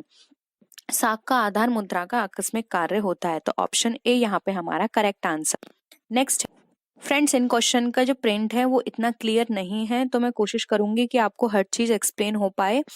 नेक्स्ट क्वेश्चन है रोकड़ बही का बैंक शेष होता है, यानी कि रोकड़ बही का बैंक शेष क्या बताता है? नाम बताता है, जमा बताता है, ए व बी दोनों या फिर ए या बी? तो फ्रेंड्स रोकड़ बही का जो बैंक शेष होता है वो हमारा नाम भी बताता है और जमा भी बताता है। तो ऑप्शन सी हमारा करेक्ट है, क्योंकि फ्रेंड्स रोकड़ बही में आप पेमेंट भी करते हो और पेमेंट रिसीव भी करते हो, तो ये आपका नाम भी बता सकता है और ये आपका जमा भी बता सकता है।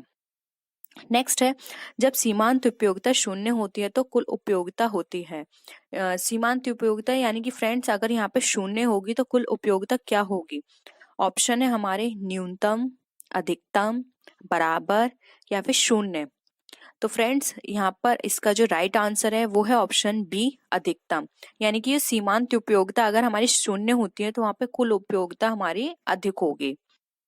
नेक्स्ट है आबिद हुसैन समिति पर अनुशंसा किया, यानी कि आबिद हमीद समिति जो है डैश पर उन्होंने एक्सप्लेनेशन किया, किस पर? निर्यात नीति पर, बी लघु उद्योग पर, सी संरचना पर या फिर डी वित्तीय क्षेत्र में सुधार पर? तो फ्रेंड्स आबिद हुसैन समिति का जो एक्सप्लेनेशन था वो इन्होंने दिया था निर्यात नीति पर, यानी कि एक्सपोर्ट प्लानिंग पर। तो यहाँ पर इसका ऑप्शन ए करेक्ट है, निर्यात नीति पर अनुशंसा किया। नेक्स्ट है वैधानिक रूप से सेबी की स्थापना कब हुई है? ऑप्शंस हैं ए वर्ष 1956, बी वर्ष 1992, सी वर्ष 1996 या फिर डी वर्ष 2004? तो फ्रेंड्स जो वैज्ञानिक रूप से सेबी की स्थापना की गई है वो स्थापना की गई है वर्ष 1956 में। तो ऑप्शन ए यहाँ पे हमारा करेक्ट आंसर है। नेक्स्ट है रोजनामचा की प्रविष्टि के लिए नहीं की जाती है, ए दलाली, बी नगद छूट, व्यापारिक छूट या फिर कमीशन? तो फ्रेंड्स अगर हम रोजनामचा यानी कि जर्नल एंट्रीज बनाते हैं तो वहां पर हम किसकी एंट्री नहीं करते हैं? जो हम दलाली यानी कि जो हम कमीशन देते हैं उसकी, नगद छूट यानी कि कैश डिस्काउंट की, व्यापारिक छूट यानी कि ट्रेड डिस्काउंट, डी यानी कि कमीशन। फ्रेंड्स यहाँ पे दलाली हम ब्रोकरेज भी लेके चल सकते हैं, जो हम ब्रोकरेज देते हैं। तो फ्रेंड्स इसका जो राइट आंसर है वो है ऑप्शन सी, व्यापारिक छूट। जब हम व्यापारिक छूट देते हैं तो रोमनांचा में उसकी प्रविष्टि नहीं की जाती है। नेक्स्ट क्वेश्चन पे आते हैं, दोहरा लेखा प्रणाली का नियम पाने वाले को नाम एवं देने वाले को जमा लागू होता है। यानी कि जो हम डबल एंट्री सिस्टम करते हैं, तो ऐसा कौन सा अकाउंट है जिसके अंदर उसका नियम है कि पाने वाले का नाम देने वाले को जमा लागू होता है। तो फ्रेंड्स ऑप्शंस हैं व्यक्तिगत खाते के लिए, वास्तविक खाते के लिए, नाम मात्र के खाते के लिए या फिर संयुक्त खाते के लिए। तो फ्रेंड्स पाने वाले को नाम एवं देने वाले को जमा, ये नियम लागू होता है व्यक्तिगत खाते पे। तो ऑप्शन ए हमारा करेक्ट है, क्योंकि जो भी पर्सन पाता है यानी कि उसके पास कैश आ रहा है, वो हम करते हैं यहाँ पर कैश अकाउंट, उसकी एंट्री हम करते हैं यहाँ पे धनी, और जो हमारे देने वाला जो होता है जिसके पास से कुछ जा रहा है, उसके लिए ये क्या है खर्चा, तो उसको हम करते हैं डेबिट। तो यहाँ पर जो भी अगर हमने रिसीव किया है कुछ भी, तो वो किया जाएगा क्रेडिट, और अगर हमारे पास से कुछ जा रहा है वो हमारे लिए खर्चा है तो हम उसको करेंगे डेबिट।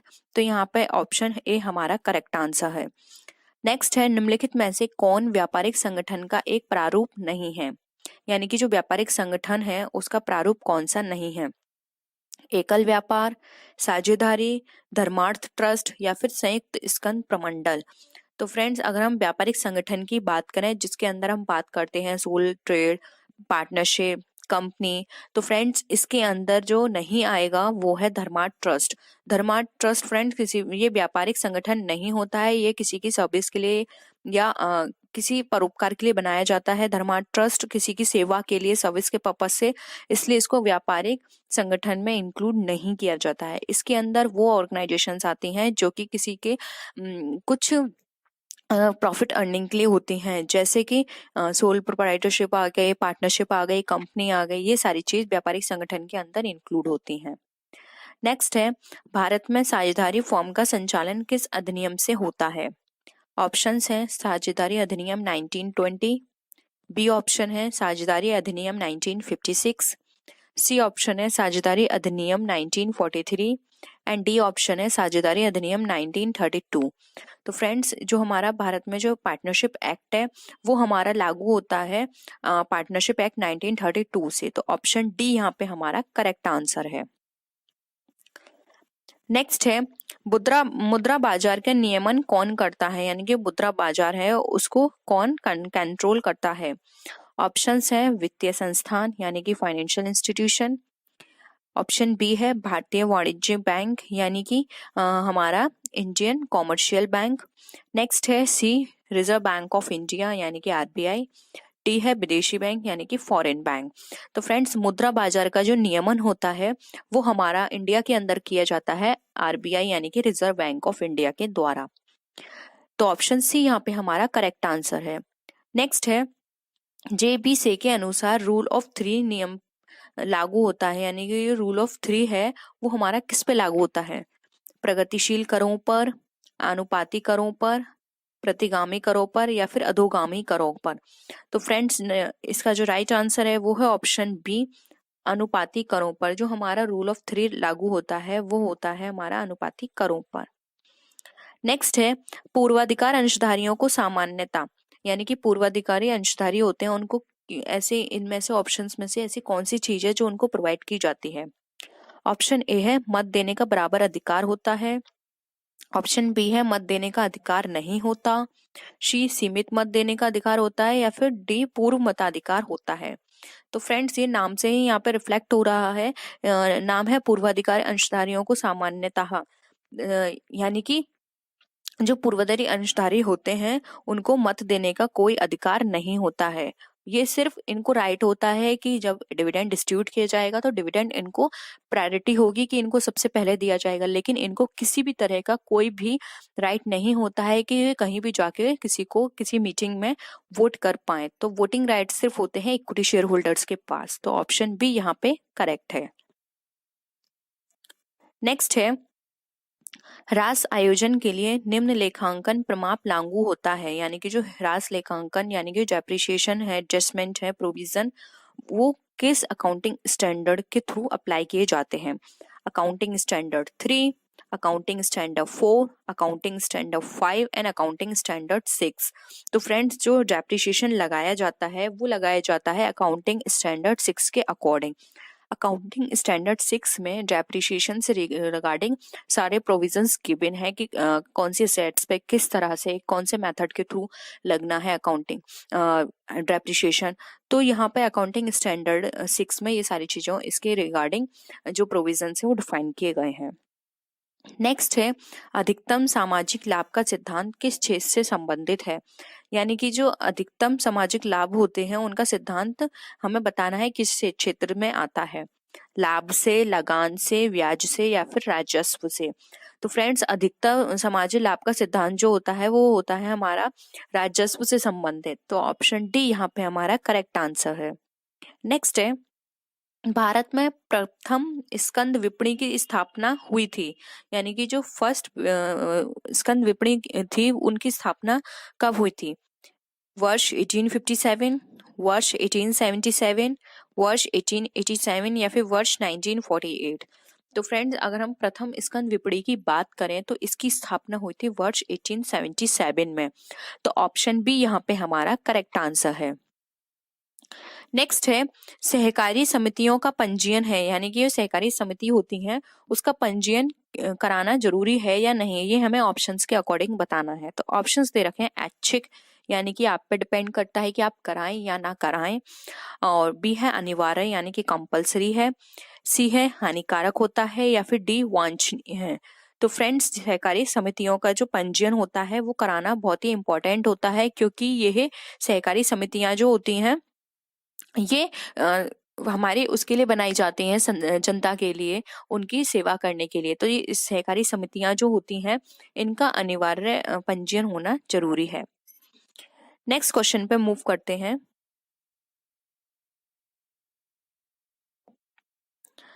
एक सार्वजनिक कंपनी में सदस्यों की न्यूनतम संख्या कितनी होनी चाहिए, यानी कि जो एक पब्लिक कंपनी है उसमें मिनिमम नंबर कितना होना चाहिए मेंबर का, 2, 5, 7 या फिर 50।